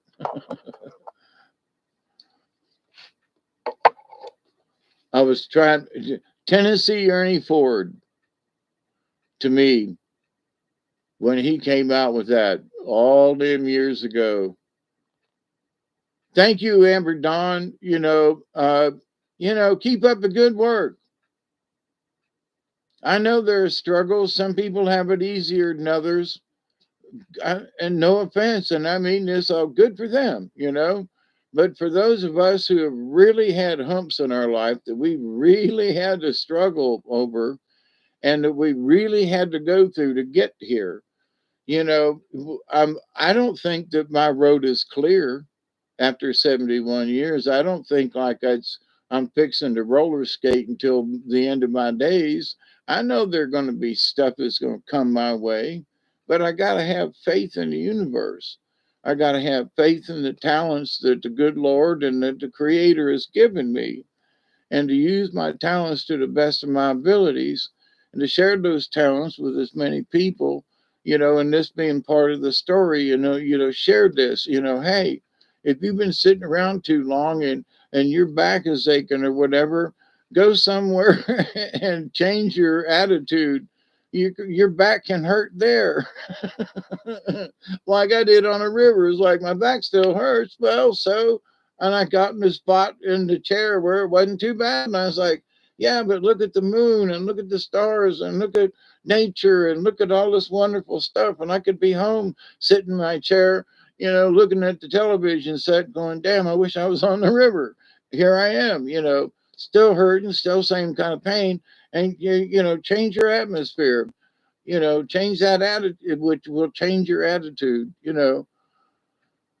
And sometimes we got to go that extra mile. We have to push it and like for me, I got to quit worrying about my heart so much. Even though I got it, I still got to quit worrying about my heart so much, and just keep taking my meds and do everything, and but quit worrying. It's the worry part. That's it. I don't know if I can do it. I don't know if I can take it. What if my, oh, shut up.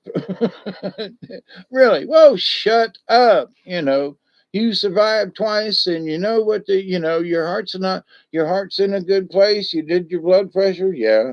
Then go have a good time. Quit worrying. It's the worry that'll make you crazy. So not everybody can do that, but at the same time, there might be say, "Well, I don't know if you should have went by yourself." Oh, hush! Duggar went with me, but he can't swim very good, and he don't know how to, he can't operate the trolling motor, and yeah, okay, but at the same time, nah, come on. Life has given me so much up to this point with all the crummy mistakes I've made.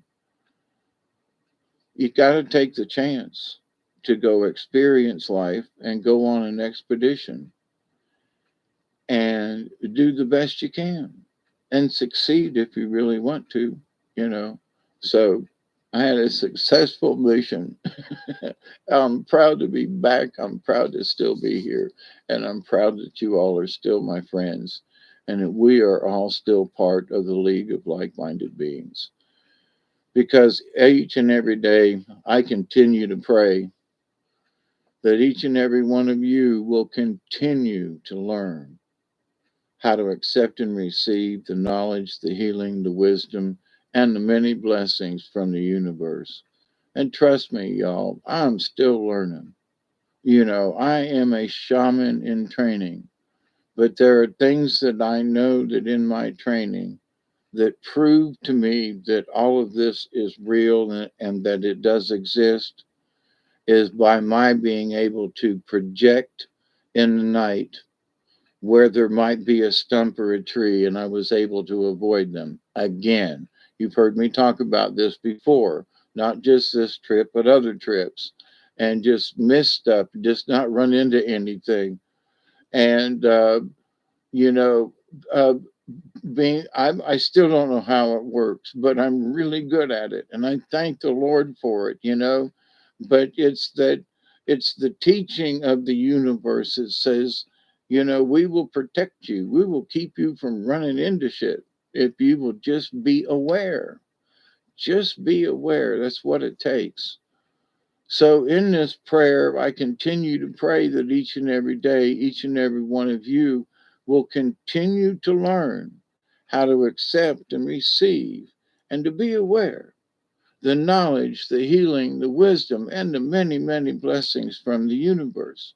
And one of the blessings that I see from the universe for me is at 71 years of age, I can still be down in the middle of nowhere on a river in the middle of the night and still be able to be aware of my surroundings and not be in danger and still be able to do it in the dark, with once in a while a light, but without being paranoid or afraid to just be. Now I put myself in this situation, okay, and not everybody's do, but my point to that is that to put yourself in nature and just allow yourself to be,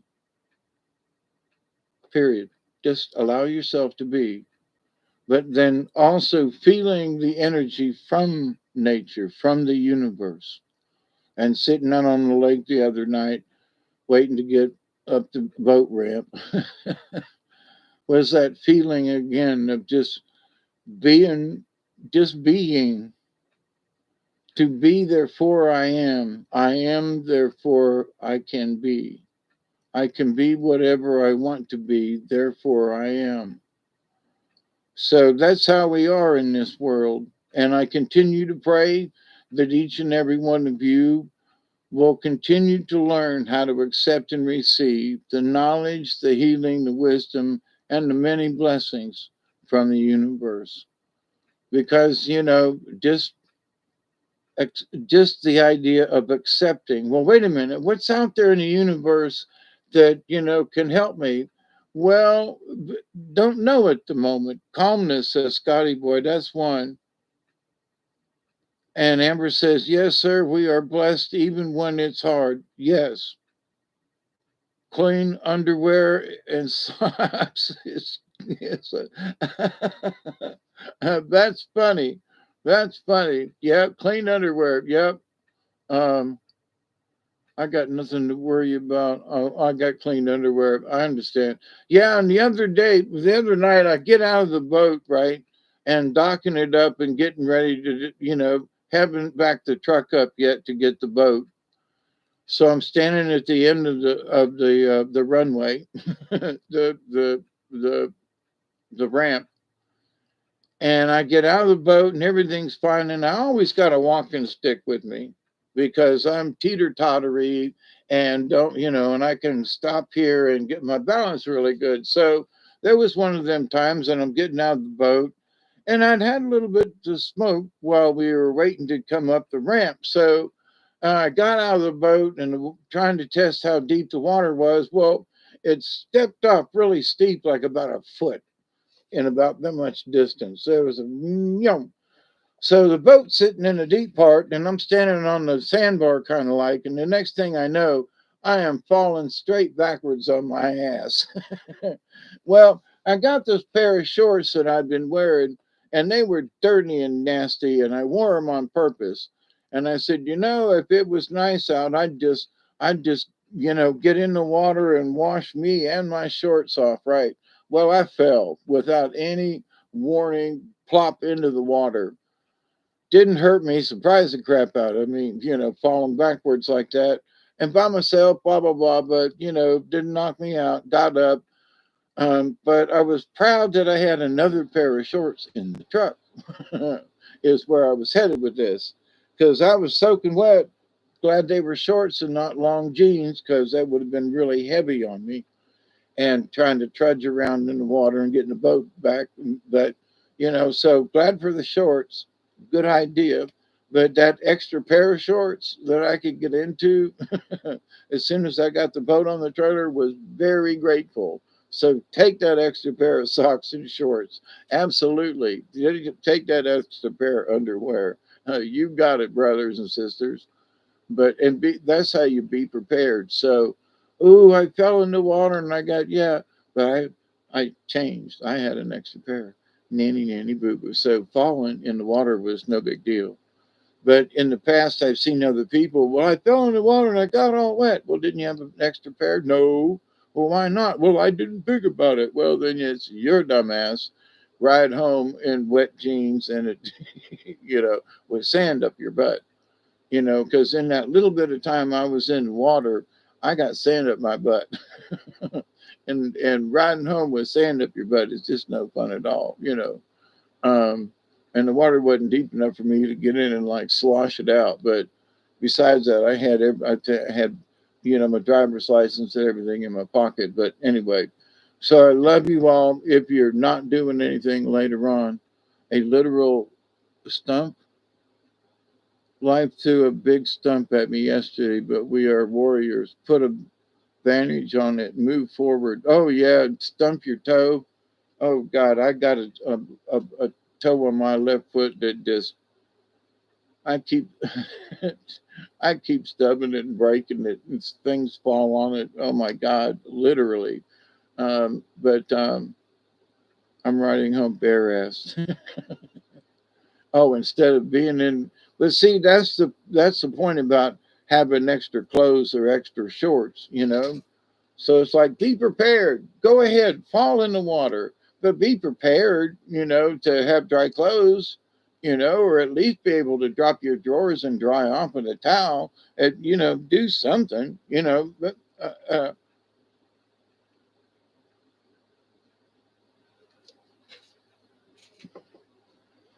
there are folks who pack things and go out for a day to go boating or whatever, and they got their swimsuit or whatever, and they got a towel, and but then something happens where at the end of the journey or whatever, they fall in and they get wet or something like that, and now they got to go home with a wet bathing suit and a towel in the seat and blah blah blah blah blah. When if you'd have just took a little bit more trouble, you could put just a pair of shorts in there and you could have stripped down real quick. We always just open the door a little way halfway and dress between the door and the vehicle, right? And you can put a towel up and somebody can stand there and hold it. And and you can park in such a way that people really have a real hard time look. And if you will just go ahead and undress and dress really quick, you can do it in under a minute. So you can do a quick change and be in a clean pair of drawers of some kind, and and be comfortable going home, and the wet stuff goes in the back in a bag or something. And so, but other people just, oh, I don't know, I can't change in front of other people. You're not. You're changing in the corner of the vehicle, but you want to ride home and be all sloppy and everything when you could do this simple thing, and boom, boom, boom, and you're done. Oh, I don't know. I could better. Oh, come on. Would you quit it? Just stop. So I'm glad that I was raised that way. On the carnival, there were times where you had to change in the oddest of places. I've changed in the parking lot before, because there was no other, and something you had to change. Going into a store, you'd been greasy all day working on a ride, and you'd cleaned off with with some Gojo, and you needed to go whatever it was, and so you did a quick change in the parking lot. And I mean, it was like you're prepared. Drawers down, other drawers ready, drawers up. You're done. you know, and do a quick change, and take your shirt off or whatever, and you're done. Comb your hair, do something a little bit, and you're done. And you went from this greasy carny to a fairly respectable, middle class person. Ooh, transformation. So I've had to do that a lot growing up. So, so in today's time, like I'm going on the river, well, where's my extra shorts? Where's my towel? There's always a towel in the truck for, and behind the seat, I think is probably an extra pair of shorts that might be torn, but they'll work in you too, Susie Q. Yeah, I should have got out of here an hour ago, but I'm still yakking. Resiliency and adapt and overcome. Yep, that's how you did it in Florida. Yep, I still do it in South Georgia. People still do it, but it's just like there are some people in some way, shape, or form are too prudish. Well, I could never change in a place like that. You changed in the parking lot? Yeah, didn't you see me? Well, I saw you duck down. Yeah, I was pulling up my pants. What? I said, you saw me change right there. Wait a minute, you mean when you ducked down that one time and popped your head up and looked around, you had just changed your clothes? I said, yep. Did you see anything? Well, no, I didn't. You mean you just changed in the parking lot? Yeah, you just watched me change in the parking lot. When I ducked down, I was grabbing my bottom of my drawers and standing back up. I said, and you saw the whole thing. Susie Q, it's good to see you. Yeah. Amber Dawn, the same with you. I'm like, I'm gonna take Daisy for a walk. Have a good walk. Yeah. Until tonight, y'all. Yep. So, but um, sometimes like doing the quick change in front of people, I didn't know you just changed in the parking lot. Yep. Right in front of you. Um, that seems like magic to other people. That is magic because you perform these quick changes. I'm not suggesting y'all go to the parking lots and change in and out, but it's good practice.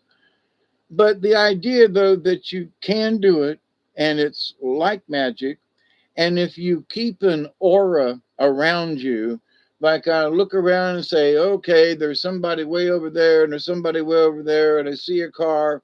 I got my drawers ready, down they go, and I bend over, step out of one and step into the other and step back up. You're gone for under 10 seconds. You stooped over like to get something in the car, and the next thing you know, you have changed clothes and nobody around you knows. And you don't make it aware like, oh, look, everybody, I've just changed clothes. No.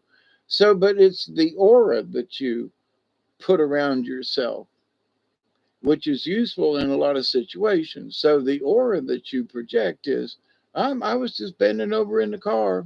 Nothing to see here. It's that Jedi mind trick, you know. But in the population, people get away with stuff all the time. They snatch children and break into things and steal stuff. And when people are watching,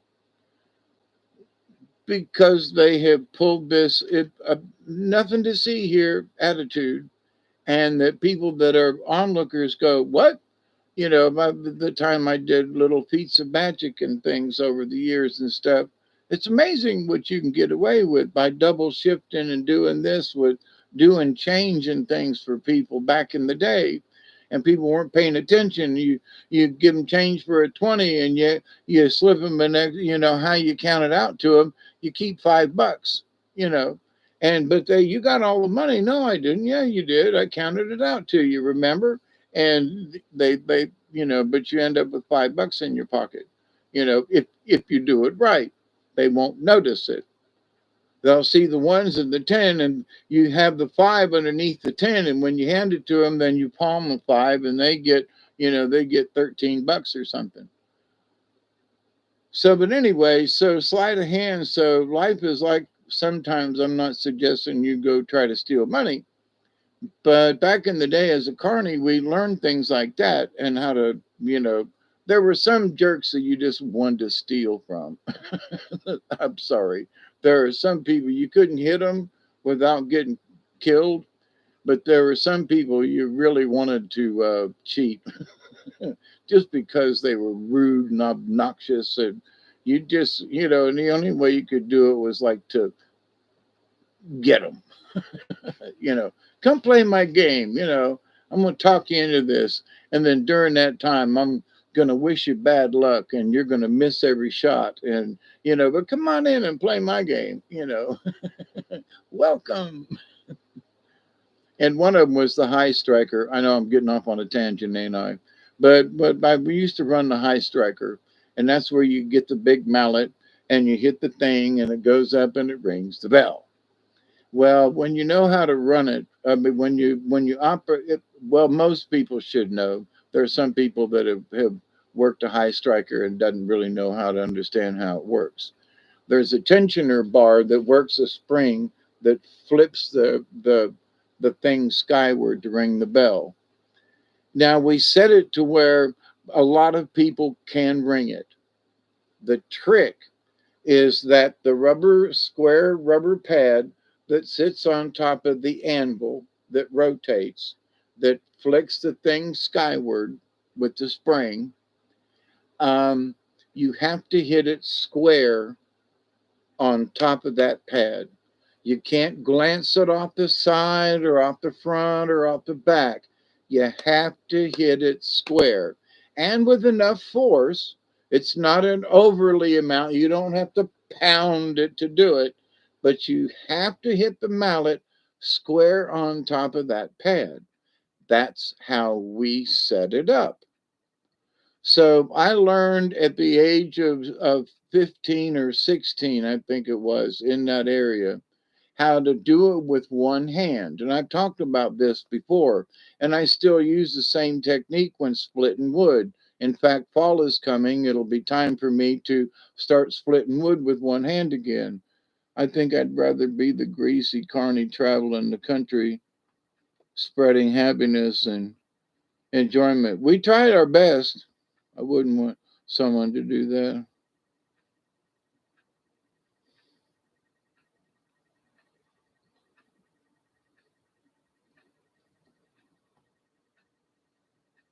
Oh, listen, yeah, well, doing the splitting with one hand. So, but anyway, there was this one guy that was just, he was being rude to his girlfriend. He was kind of sort of drunk, and he was, I can do this, and watch me, I'm a big football player kind of thing, and blah, blah, blah. Let me stand out of the way, little man. And I'm like, okay, because I was like 145 pounds with rocks in my pockets, you know.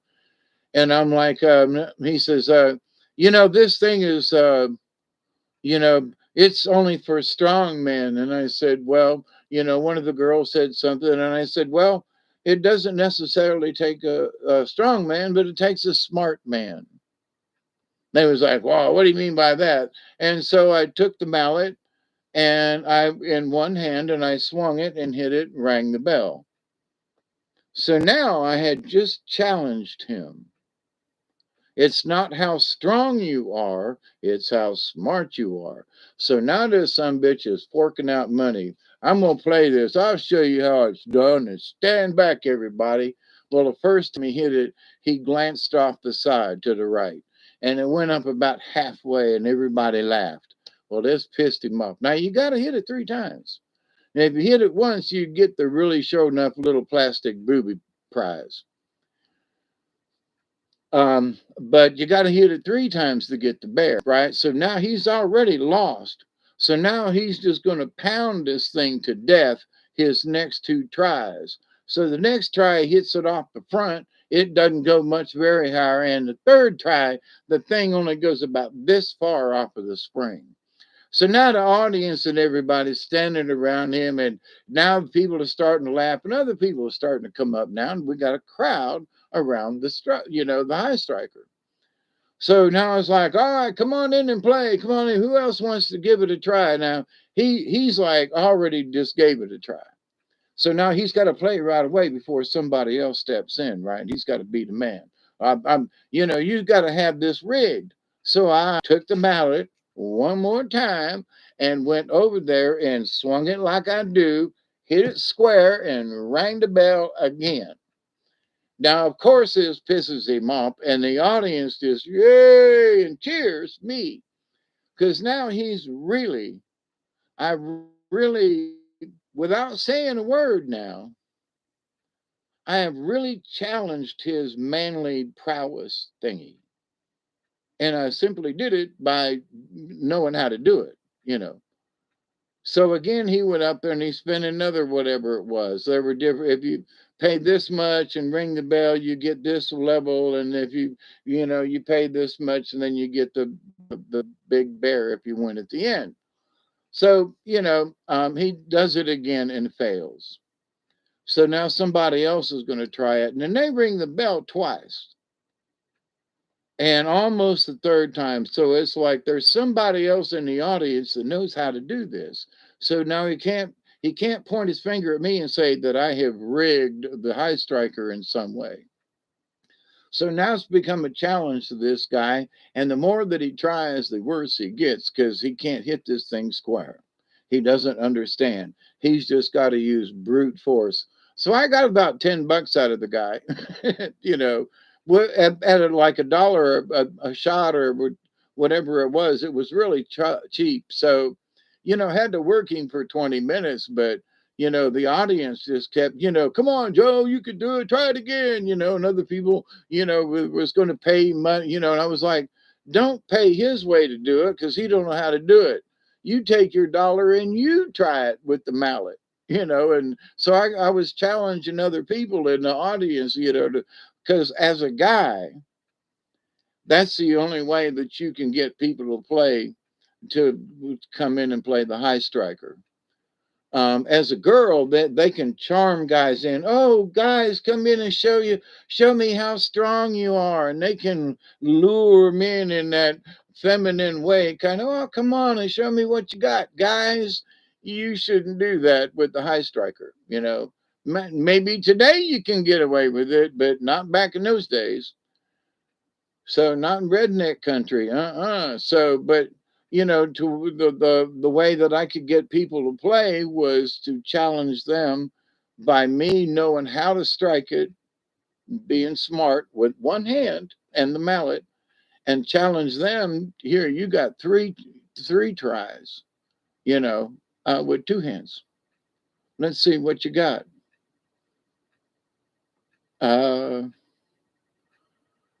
So it's science, but at the same time, the guy that taught me said you have to believe it. He said you have to understand that if you swing the mallet the correct way every time, take a try once or twice to get the feel of the mallet. But once you got the feel of the mallet, your brain calculates the speed that it needs. And as long as you can control the handle to hit that square with the mallet, that you will succeed in ringing that bell every time. And uh, he did it every time, and I practiced on it, and I learned that I can do it every time too. And but there is a third eye psychic kind of thing that goes along with it, because you got to believe that you can hit it back in the same way. You got to trust that your brain has, if you hit it once, your brain has already calculated the speed that it needs, the distance, all of the stuff. But if you try to rethink it, or you try to think it through, I'm going to hit it this hard. That no, once your body figures out that trajectory, once it figures out the velocity, then allow it to do it itself. Don't think about it. So when I looked at picked up the mallet, I was used to it. I knew how far off I had to be. I gave it a test swing on the side to make sure I had the right distance. And then I just let the hammer and the mallet go. I didn't think about it, because as soon as I started thinking about it, I would hit it off to the side one way or the other. Usually I was short and would hit it on the front edge of the pad. But in life, there are things that you learn and that you know, and that it's like hitting the mallet square on the head. In life, there are things that you have the talent. You can hit that mallet square on the head. But if you overthink it, you're going to miss. You're going to be off to one side or the other every time. You need to allow your body, like last night on the river, as I'll bring up again, or the other night of missing the logs, you know, by hitting the mallet on the head, you allow yourself to understand, I'm going to hit it. I've got the right distance. I've done this before, and you allow yourself to do it rather than overthink it. So life sometimes presents you those issues, which you should allow yourself to just do it and not overthink it, because overthinking will get you in trouble. So I'm going to say one more time, I continue to pray that each and every day, that each and every one of you will continue to learn how to accept and receive the knowledge, the healing, the wisdom, and the many blessings from the universe. A lot of lessons out there. Some of them are hard as hell, and some of them are fun as hell. And sometimes the ones that are hard as hell turn out to be the fun ones too. So, y'all be safe. Um, it's good to see you all. Travis, you too. I can always carry rocks in my pockets. It's better than having them in your head. Oh, yeah, I got rocks in my head too, and hard headed, Travis. So, but you're gonna have the carny police kicking in your door. Oh, oh God, let me tell you a cranky little a true carny story.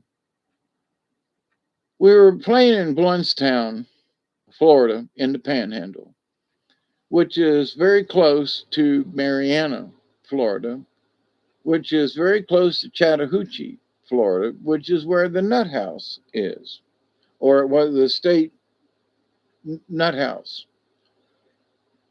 At least it was back then. I'm not sure if that's true now, as a matter of fact.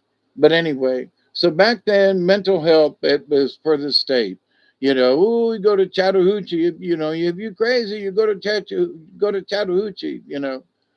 So anyway, so we're playing the carnival in Bluntstown, and the carnival's only been on the road. We played Chiefland, and then we played Cross City, and then we went to Bluntstown. That's how it went. So Chiefland, Cross City, and Panhandle, and around up into Bluntstown. All right. So we still didn't have a crew for the summer. We're still picking folks up. And so this is about Tuesday night, and we're sitting around the campfire, as it were, after the show closed.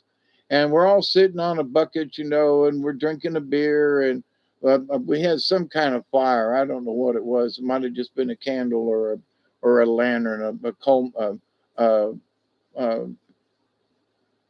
Coleman lantern was too bright. A kerosene lantern back in those days. So we're sitting around and we're jawing about stuff, and this guy's sitting on this bucket over here, of just a across from me over there, and we can see each other in the little firelight, blah, blah, blah, having smoking one and drinking a beer and talking shit. And so this guy says, man, he goes, he says, I was in Chattahoochee once. And we were all like, oh, really? He goes, yeah, I had the run of the place. He said I could, leave my room anytime I wanted, and I could go out and sit on the lawn, and people would bring me weed and stuff and leave it out by the trees and by the road, and I'd walk out there and pick up this stuff and roll it like cigarettes, and nobody bothered me. And he goes, yeah. He goes, I could walk off the place and do what I wanted, and Chattahoochee, yeah. And so we're all laughing and giggling and stuff. And 2 days later, the police show up, and they're looking for this guy that had walked off of Chattahoochee a couple of days ago. He had walked off like on Sunday, had got over to Bluntstown somehow.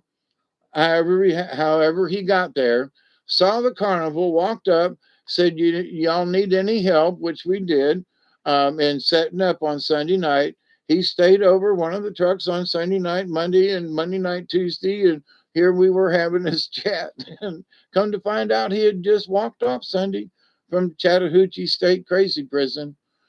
And, he was telling us all these stories and stuff. We were just laughing and giggling and thinking he was crazier than, no good. And come to find out, what he was telling us was all true.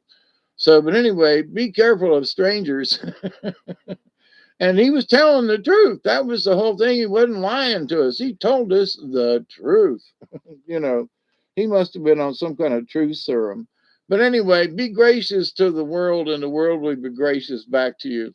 And if you can, I'll see you tonight live with Milky Way, and we got stories to tell. So till later on, I love you all. Please be safe. Thanks for hanging out. Hello. I'm trying to say end, and things have been clunky. Peace.